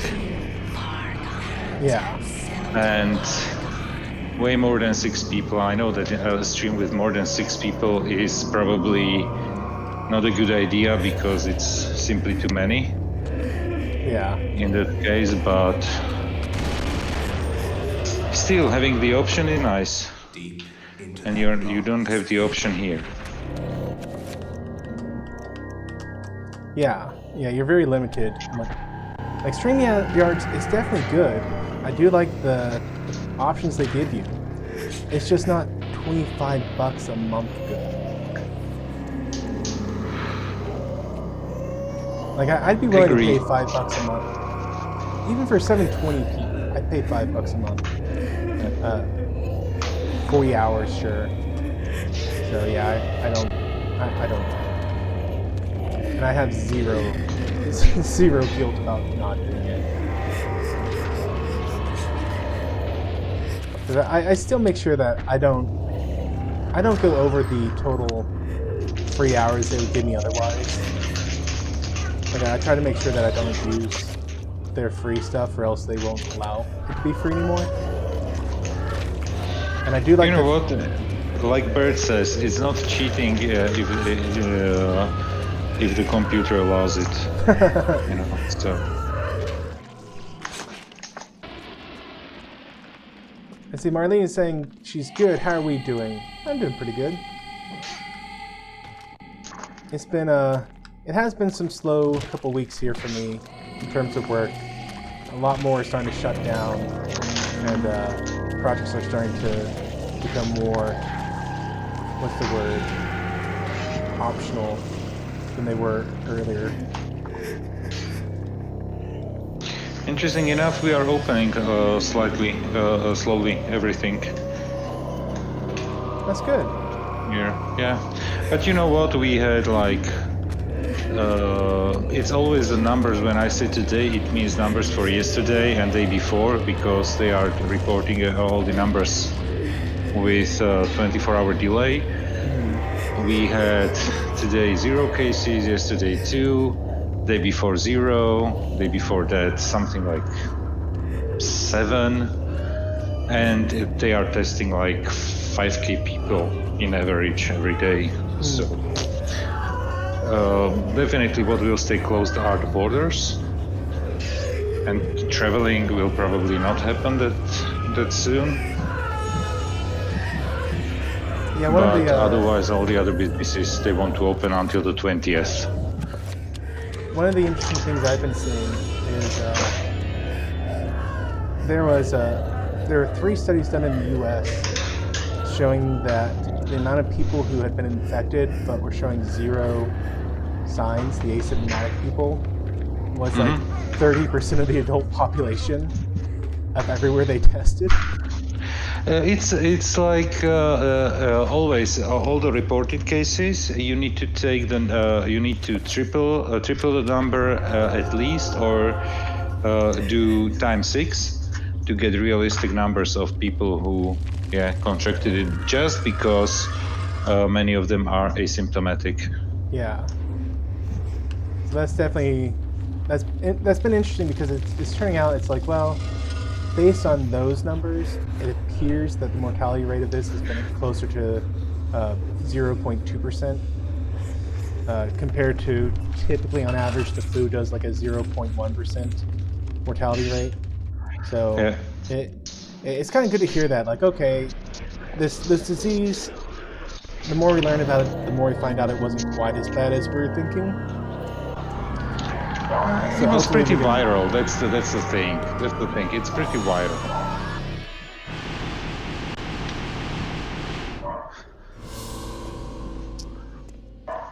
So it's getting better. That like we are starting to release things here, loosen up here also. And the one thing I'm concerned about is that right after the announcement comes, either a jail is going to get hit or a rest home will be hit. Something that would have been hit regardless, but the fact that they came like right after, everyone's gonna freak out about it. Be like, oh my goodness, this only happened because you opened it up. It's like, no, it wouldn't have happened that quickly, guys. You see everything with 2 weeks delay. Whatever steps you're taking, there is always a 2 weeks delay because of how the symptoms show. Yeah.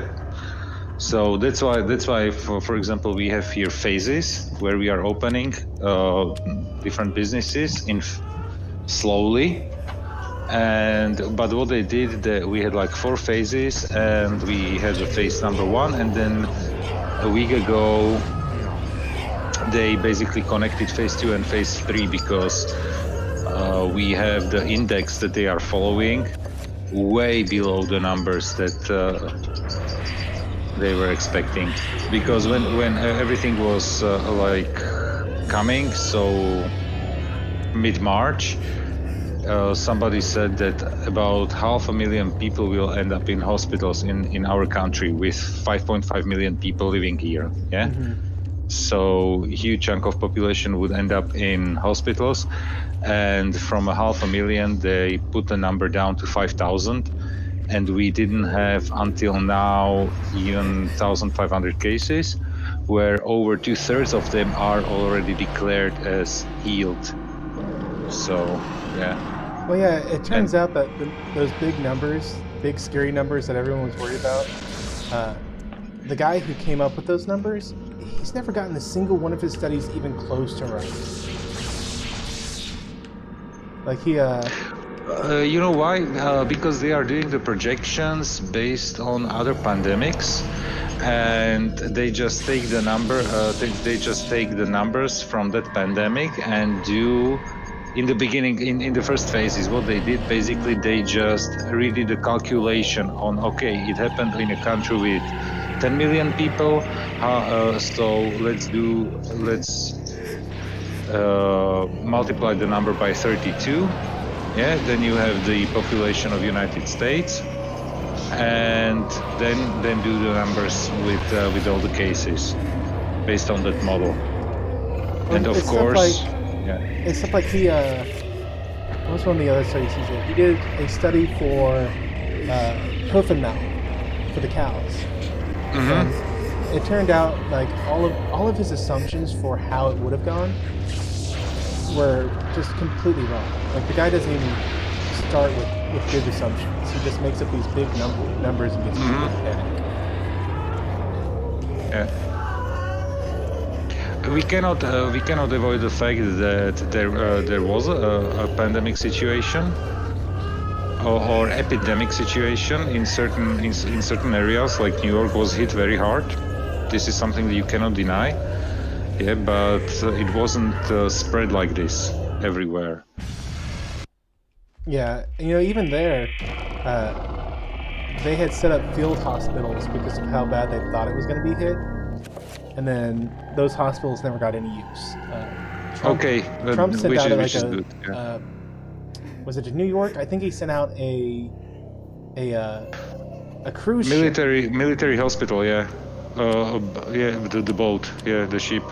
Yeah, and it turned out that never got used. I mean, we just grossly overestimated how bad it was going to be, and that's this guy's MO, to always overestimate, because he's political. Whenever you have someone, you know what? But it's not. Honestly, I'm not. As I mentioned multiple times, I don't care about the American politics. Yeah, and outside what is how it is impacting the global world. Yeah. And I'm not a big fan of your current president, but on the other hand, all other governments did basically the same. We had such harsh regulations here. One of the doctor guy who came up with these numbers was a British guy. Mm-hmm. And he's the one that got everyone. You see, we had a similar study here. We had similar study here with 500,000 people sick, and Wesley Crusher is asking in the chat, why do babies and women cry when Joseph talks? Yeah. He's just that cool. It's my MO. Mr. Lundell, yeah, this whole thing wasn't half as bad as we were tricked into believing. And what's interesting is that the studies that are coming out are also showing that the people who are been in the hospitals, like 66, some would say, maybe as low as 60% of them, were people who stayed at home. So, like, our stay-at-home stuff, it doesn't seem like it actually was effective as we hoped it would be. And that's not me saying, like, oh, we never should have done any of this. Hindsight is always 20/20. I think we worked off of the best information we had at the time. It's just, I hope that for the next time this comes around, we use the knowledge we gain now to make better decisions next time. That you know what? It's exactly what I said, that nobody was prepared for a situation like this, and but the good thing is that at least now there are blueprints for this kind of situation. Yeah, they were created in a warlike time, but now you have the blueprint for it. Yeah. And Marlena, yeah, staying locked up inside is not healthy. And that's one of the tragic things about this. The people who have died from suicide from being locked up, and the abuse cases that has happened from all this has far outpaced the death count from the virus.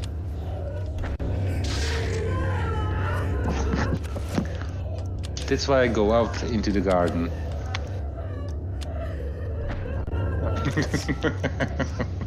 But totally, I understand that people in the cities have not this kind of luxury. Yeah, it was funny over here. I believe it was the mayor of New York. People were begging to go back to work so that they would have enough money to buy food and stuff. And have you ever seen The Emperor's New Groove? Cartoon. Disney? Yeah, he's a llama or an alpaca. Yes. I know of it. I've seen clips. I cannot say that I watched the full movie. Well, the funny thing about it is there's a scene in there where the main bad guy, a lady named Yzma, she has a peasant before her, and she's like, "What is it that you were asking me for again?" She goes, "Basic things like food." And her response was, "Well, you should have thought of that before becoming a peasant." And that is literally what the mayor of New York said to these people. He was like, "Oh, you want to get back to work so you can provide for your family? Well, you know, how dare you presume to have the right to risk my health just so that you can buy food? Self-serving jerks." To too much stupidity around the world. Yeah. Marlena, weird how health experts say you should be inside normally. Say go outside, boost your immune system, get some sunlight, exercise. Yeah, exactly. The thing is, find the balance. Go out into the nature, do some hiking. But yeah, it's nice on paper or saying something like this, but doing it actually is a bit problematic. I'm imagining somebody living, I don't know, in a big city, how they can go just somewhere just for a hike, you know? Yeah. Yeah. Fortunately, I'm able to get to some good bike trails. So I go out biking a lot, and my son has actually been going biking with me recently. Let's see. Bass Relief depicts a proud warrior. He's as if he's awaiting something. Okay, I think I'm supposed to put the one that he defeats. So red defeats green.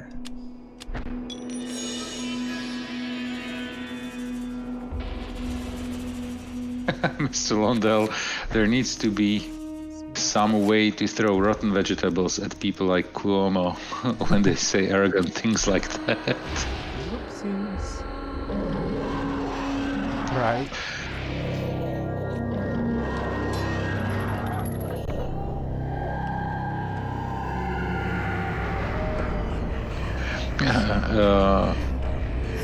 Sean says, that's why I watch grass grow. You know, sit in the backyard, listen to the birds, watch the grass grow, drink beer. You know what? I hate watching the grass grow because I know that I have to take out the lawnmower and cut it. And especially, we had a very sunny weekend. Today it is a little bit rainy. Mild temperatures, bit sunlight, so ideal for the lawn. It literally grew over 1 centimeter today, which is how much? Something less than half an inch. Yeah. Sean, Joseph, I rent, someone else mows it. I actually really enjoy mowing my lawn. I get a real sense of accomplishment. And it really makes my OCD happy to see all of it just disappear. You know what? The rich people can do that. What, mow their own lawns? No, hire somebody. Oh. I think he's saying that it was part of his rent contract that someone else would mow his lawn. It's I'm joking. Parents of a friend of mine, they have gardeners actually who take care of their garden as well. It's not that expensive, but you know what? I have it like a mental reset. I sit on my tractor and I'm just doing my rounds here. It shakes all my bones through, you know.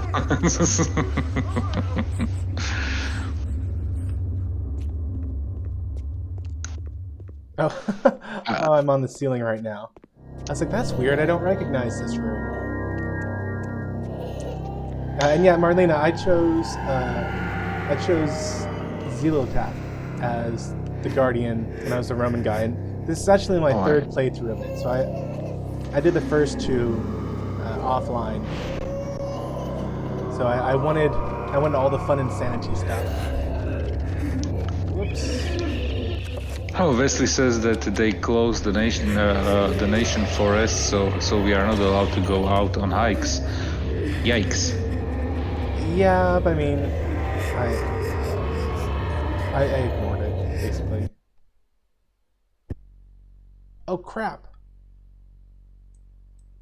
Sean says we have year-round service that you can hire. Yard work in the summer, snow removal in the winter. Oh no. The southern part here, in the southern part of Slovakia, the cities actually cancelled all the contracts with the service with the winter services, and they just hired them on when they need them, because we have here like snowfall maybe 3 days during the winter. The temperatures went so up in the last 2 decades that the south barely gets snow.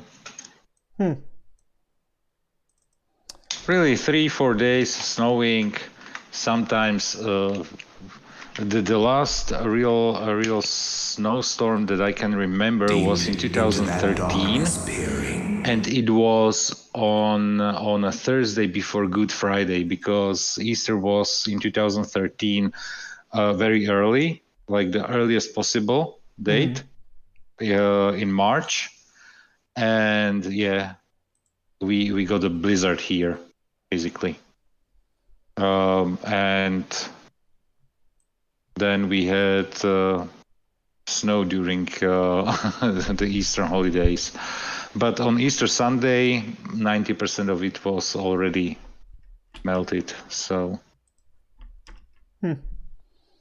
Well, my game just crashed there, and I had not saved any time recently, so I'm not going to jump back into that. I'll have to get caught up offline, and then next time I play, we'll pick up where my guy just lost it. Like, I don't think I even saved once during this entire playthrough, the past 2 hours. Whoops. And you are over 2 hours, which sucks. John saying, at first I thought the game was just messing with you again. No, unfortunately, I was using OpenGL as my graphics backend because it's a little more stable. But after the update, OpenGL wasn't working, so I'd switched to a different one, and I'd forgotten it wasn't quite as stable. So I forgot. I was literally thinking, oh, you know what? I should save right now. And then it crashed. Oopsies. Wesley says that out here beaches are outlawed, mountains are outlawed, breathing is outlawed. Go to Florida, the beaches are open there. Yeah. Yeah. Just fly across the country. Why not? We actually had a lady get arrested here. She was a beautician, and she opened up her salon. It's like, this is stupid, guys. I'm sorry. I have to open this up. I have to make money. I have to be able to provide for my family.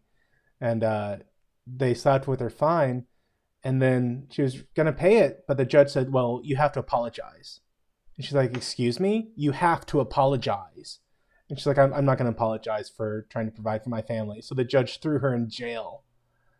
Whoa. For not apologizing for daring to open her salon on top of the fine. How big was the fine? I don't know. But fortunately, the governor stepped in. A guy named Greg Abbott is the governor of Texas right now. And he stepped in. He's like, nope, she's been released, and we're changing the rules. You're allowed to open up salons now. This was a gross abuse of power. Mm-hmm. We opened all the salons last Wednesday. Yes, exactly. All the openings are happening Wednesdays. So yeah, we opened them on Wednesdays because. And the funny thing is, I had my barber here right after Easter, because he said that he needs to provide as well for his family. So since the barbershop was closed, he was doing his rounds around the customers. That's cool. Yeah. So he came over, and sorry for the barking. Yeah, no worries. And he cut my hair in the garden. So we were nice. And John's saying there was actually a pastor arrested in his city for refusing to cancel services. Wow. Just wow. I mean, I hear things like that, and it's like, what happened to the right to peaceably assemble? What happened to the government shall not infringe upon the church? It's like, no, all that's gone. And I'm You checking know what? real quick.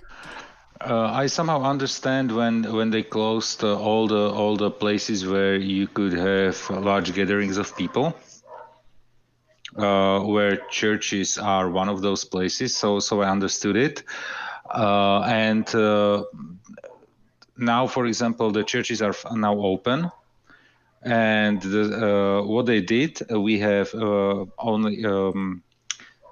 You have to keep distance when you have the banks in is it called banks? No, what is it called? Where you sit? What is it called? Like the pews in the church. Yeah, a pew. Yeah, or stadium seating nowadays, but they used to be called pews. Yeah, so basically, whatever type of sitting you have, you need to keep one row empty and two seats next to you empty. Yeah, that's what they're doing here. Yeah, so basically, what they did, they added services. Yeah. Yeah. And my church is going to open up 2 weeks from yesterday. They decided. Marlena says church benches. Yeah. This is. And they're going to follow the every other aisle, 2 seats between. Because I said something. What word did I use? Because I mixed up with German. I don't know why. Okay, but definitely church benches. So either church benches or where you have chairs, whatever, you need to keep the distance. So they added.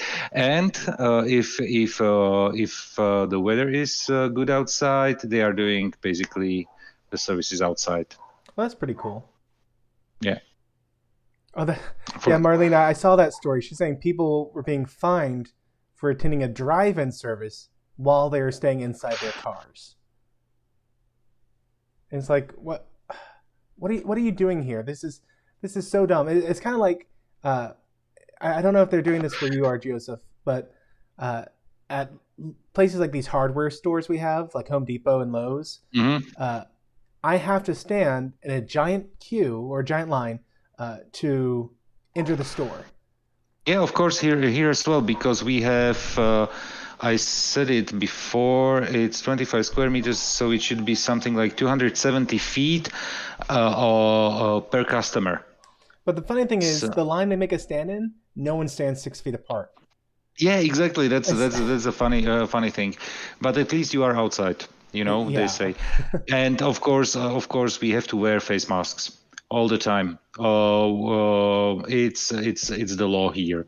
So you get fined up to 1,660 euro. Thankfully, we haven't done that yet. Yeah. Hopefully, we won't have to. Now I was saying earlier, my biggest concern was something getting hit. Apparently, that happened. Apparently, they literally in Texas, a jail got hit by the virus, and they popped the cases started popping up a couple days ago now. Apparently, so even though they were exposed to it during the lockdown, I guarantee you that the news story is going to go, oh, look at this. We had 500 cases as soon as the lockdown ended. You know what? What's basically done is if it appears in some kind of community.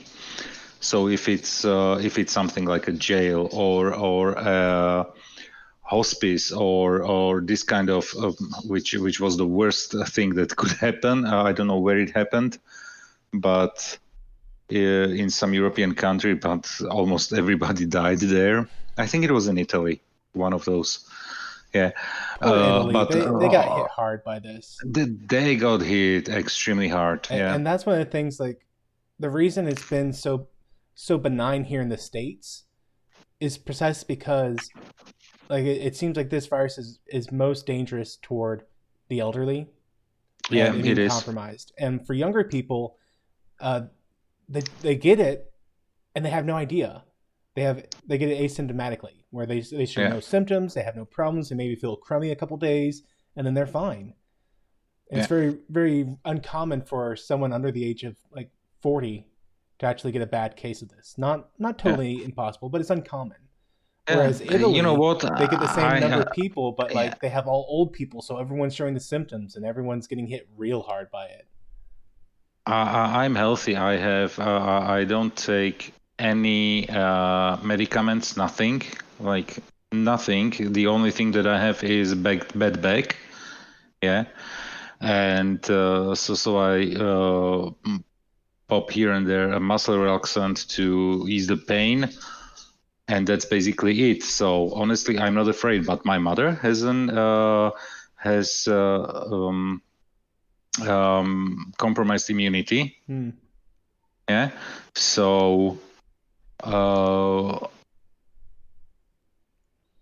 she is one of those people where I'm afraid of. Yeah. I'm afraid for her to get catching it. And the thing is, she is working as a, how do you call it, principal at the elementary school. Yeah. Yeah, and she is 68, 69, 51. So yes, she was born in 51. So yeah, so she's 69 right now. Yeah. So and she's working just because she wants to, not because she has to. She just wants to. But now it's probably over for her. The school year ends now in June. On the last day of June. No, the schools are not open, but they are going to open them probably in June. Like 1st of June, probably they will open the schools. Yep, but I told you the numbers. Yeah, basically we are oscillating around zero here. So they are trying to reopen the schools, at least for the younger kids, where the parents need to stay with them at home, because I don't know what the law is in the United States, but here your parents needs to stay with their kids until they are at least 10. I don't think we have any law about it here. You should have, because something like all the talk about babysitters that I hear, babysitters are very popular in the United States. This is something that we barely have here, So I think there are certain regulations for how for some age, and I think it's higher than 10. I'm not sure. It can differ from state to state as well. Yeah, that's interesting, because I've never heard any. Like, we certainly have laws about you're not allowed to leave your kid in the car, but in terms of like leaving them at home, okay, but you don't want to kill your kid in the car because. But in terms of leaving them at home, I don't believe we have any sort of child must be X years of age. Wesley's saying it's like 14 or 15 in California. That's very interesting, Wes. Texas is a lot more southern than other states around us. Looser laws, can be. So I definitely know that there are some regulations, and I know it where from. Obviously, from some kind of movies. Yes, so definitely. So many parents who are now home with their kids, and who cannot work from home, or they basically get the same support as when their kids are sick. So it's something like 55% of the salary. Yeah. Okay. And so that's why they want to open at least the preschools and the schools for kids up to 10 years, so that the parents can go back to work. At least for the month, because then July and August are summer. During the summer is summer holidays here for 2 months. The schools are closed for 2 months. So once again, the kids will stay at home, and it's always funny, at least in my line of work, where we all can work from home, how many kids are in the conference calls all the time. Yeah. Usually you get it for here and there during the summer, but now in the last definitely 2 months, it's funny. All the time you hear children screaming, crying, playing, parents stepping on Legos and screaming in pain. So yeah. Well, that's the interesting thing. there was for the first time ever in America, the U.S. Supreme Court met virtually on a conference call. Mm-hmm. And apparently, one of them Jalojud, and you heard the whole thing. We had it. We had it multiple times on anyway. Since we are I'm working internationally, and there are calls with many times multiple people. It happens from time to time that people forget to mute their mics. Yeah, but okay. I can imagine that for people, especially who are not used to work on the phone or on Skype or Zoom or whatever software, that they forget about things like that. Hey, I just looked this up real quick, and Wes, apparently California has no law about when the minimum age you can leave your kids home alone at. So I looked this up real quick. According to this information, Colorado has a law, Delaware, Georgia, Illinois, Kansas, that one surprised me, but it's 6. So, I mean, that's not a very significant number. Kentucky, Maryland, Michigan, Minnesota, Nebraska, New Hampshire, North Carolina, North Dakota, Oklahoma, South Dakota, and Washington. So I'd say that sounded like a third of them, about a third of them maybe, have laws.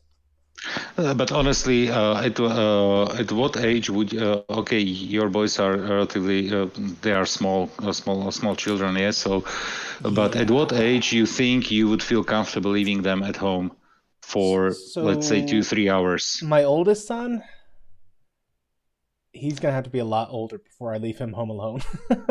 He's about to turn 7, and yeah, exactly. He's a little me. And so I don't trust me enough to have left myself home alone when I was 7. So he's gonna need to be older. My second born, man, he's a week from turning 4, and I'd have to see him when he's older to see if I would leave him alone at 7. But honestly, probably 10 is when I feel comfortable leaving my kids home alone. Yeah, exactly, and that's exactly the age.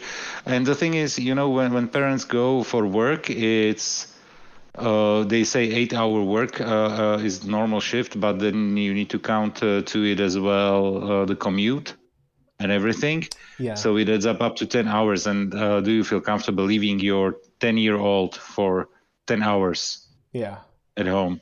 Okay. Usually when they are at school during the day, it's pretty normal, because then in the afternoon, because then it adds up, and when they come home from school, it's 4 p.m.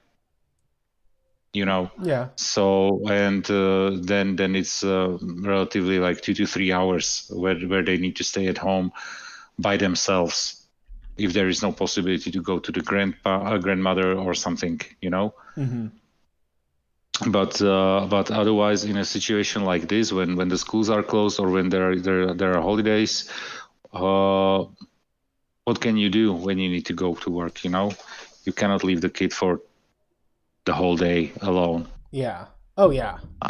My mother could leave me home because she knew that I was a very calm and calm child, and just give me a book or put me in front of TV and leave some food, and I'm fine. To be fair, I would leave my 7-year-old home alone for like 10, 20, maybe 30 minutes would kind of be my maximum for him.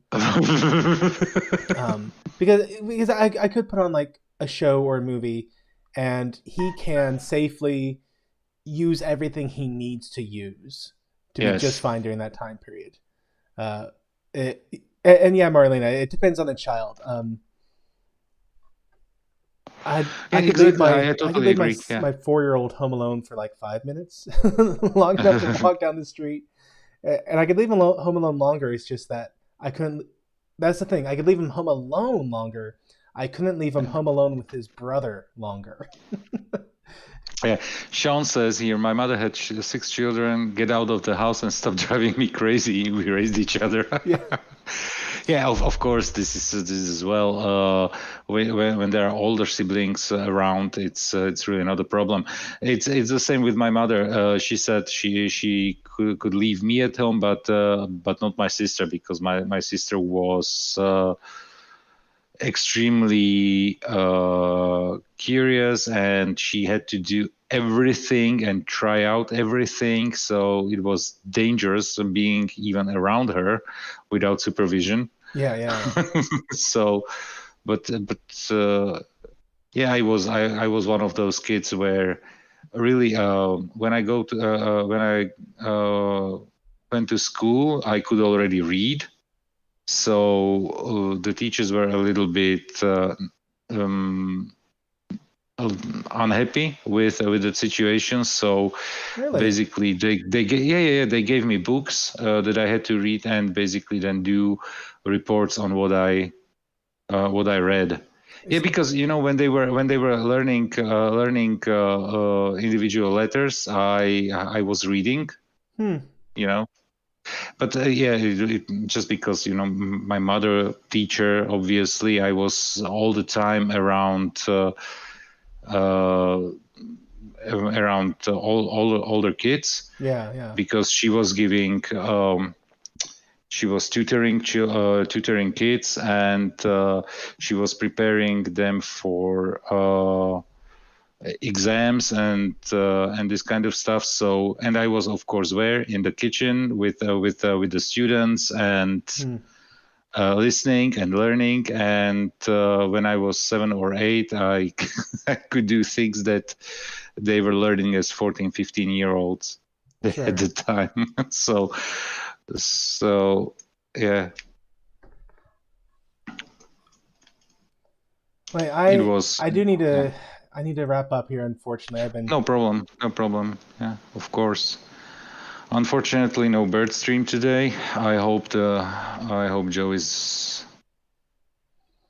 home as soon as possible. I've been keeping an eye on his Twitter and his Discord, but I haven't heard any updated information. No at this updates, time, but I'm assuming he's at the hospital by now. Yeah, exactly.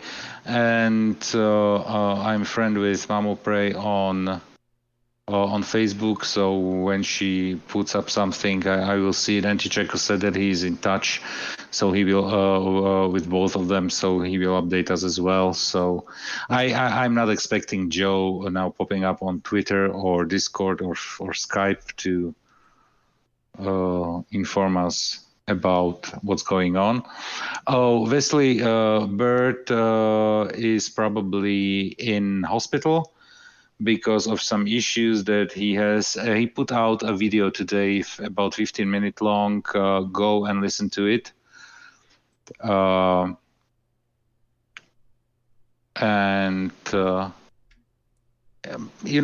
Probably it wouldn't be anything serious if it wasn't a person in his condition. So I didn't understand much what was going on, but he described the description was that he how would you say it, Matthew? He has a boil. Boil. Yeah. In the pelvic area. Pelvic area, and that's what he said swollen. On his own stream. I'm not saying anything that he told me in confidence. That was exactly. Yeah. But yeah, he's been feeling bad for a few days. A boil down in his nether regions, which has grown abnormally large. It was already large, but it grew significantly last night, and no one is going to make a home visit, so he's got to head into the ER. And that was an intimidating thing for him, because last time he was at the hospital, he could walk, and after that visit, he could not. So he's really not. And it happened also Bird just around went live, Mother's so Day. I'm gonna stop right here, guys. Jump over to Bird of Prey 5 stream. Oh, okay. Immediately going over there. So you guys have a great day, and I'll talk to you later. Talk to you. Bye. Thank you so much for watching this video. If you liked it, please share it, and as always, don't forget to like, comment, and subscribe. And if you haven't already, be sure to hit that bell icon to be kept up to date with all the new videos that I release on this channel. And as always, may the Lord bless you and keep you. May the Lord make his face shine upon you and be gracious to you. May the Lord lift up his countenance upon you and give you peace. Amen.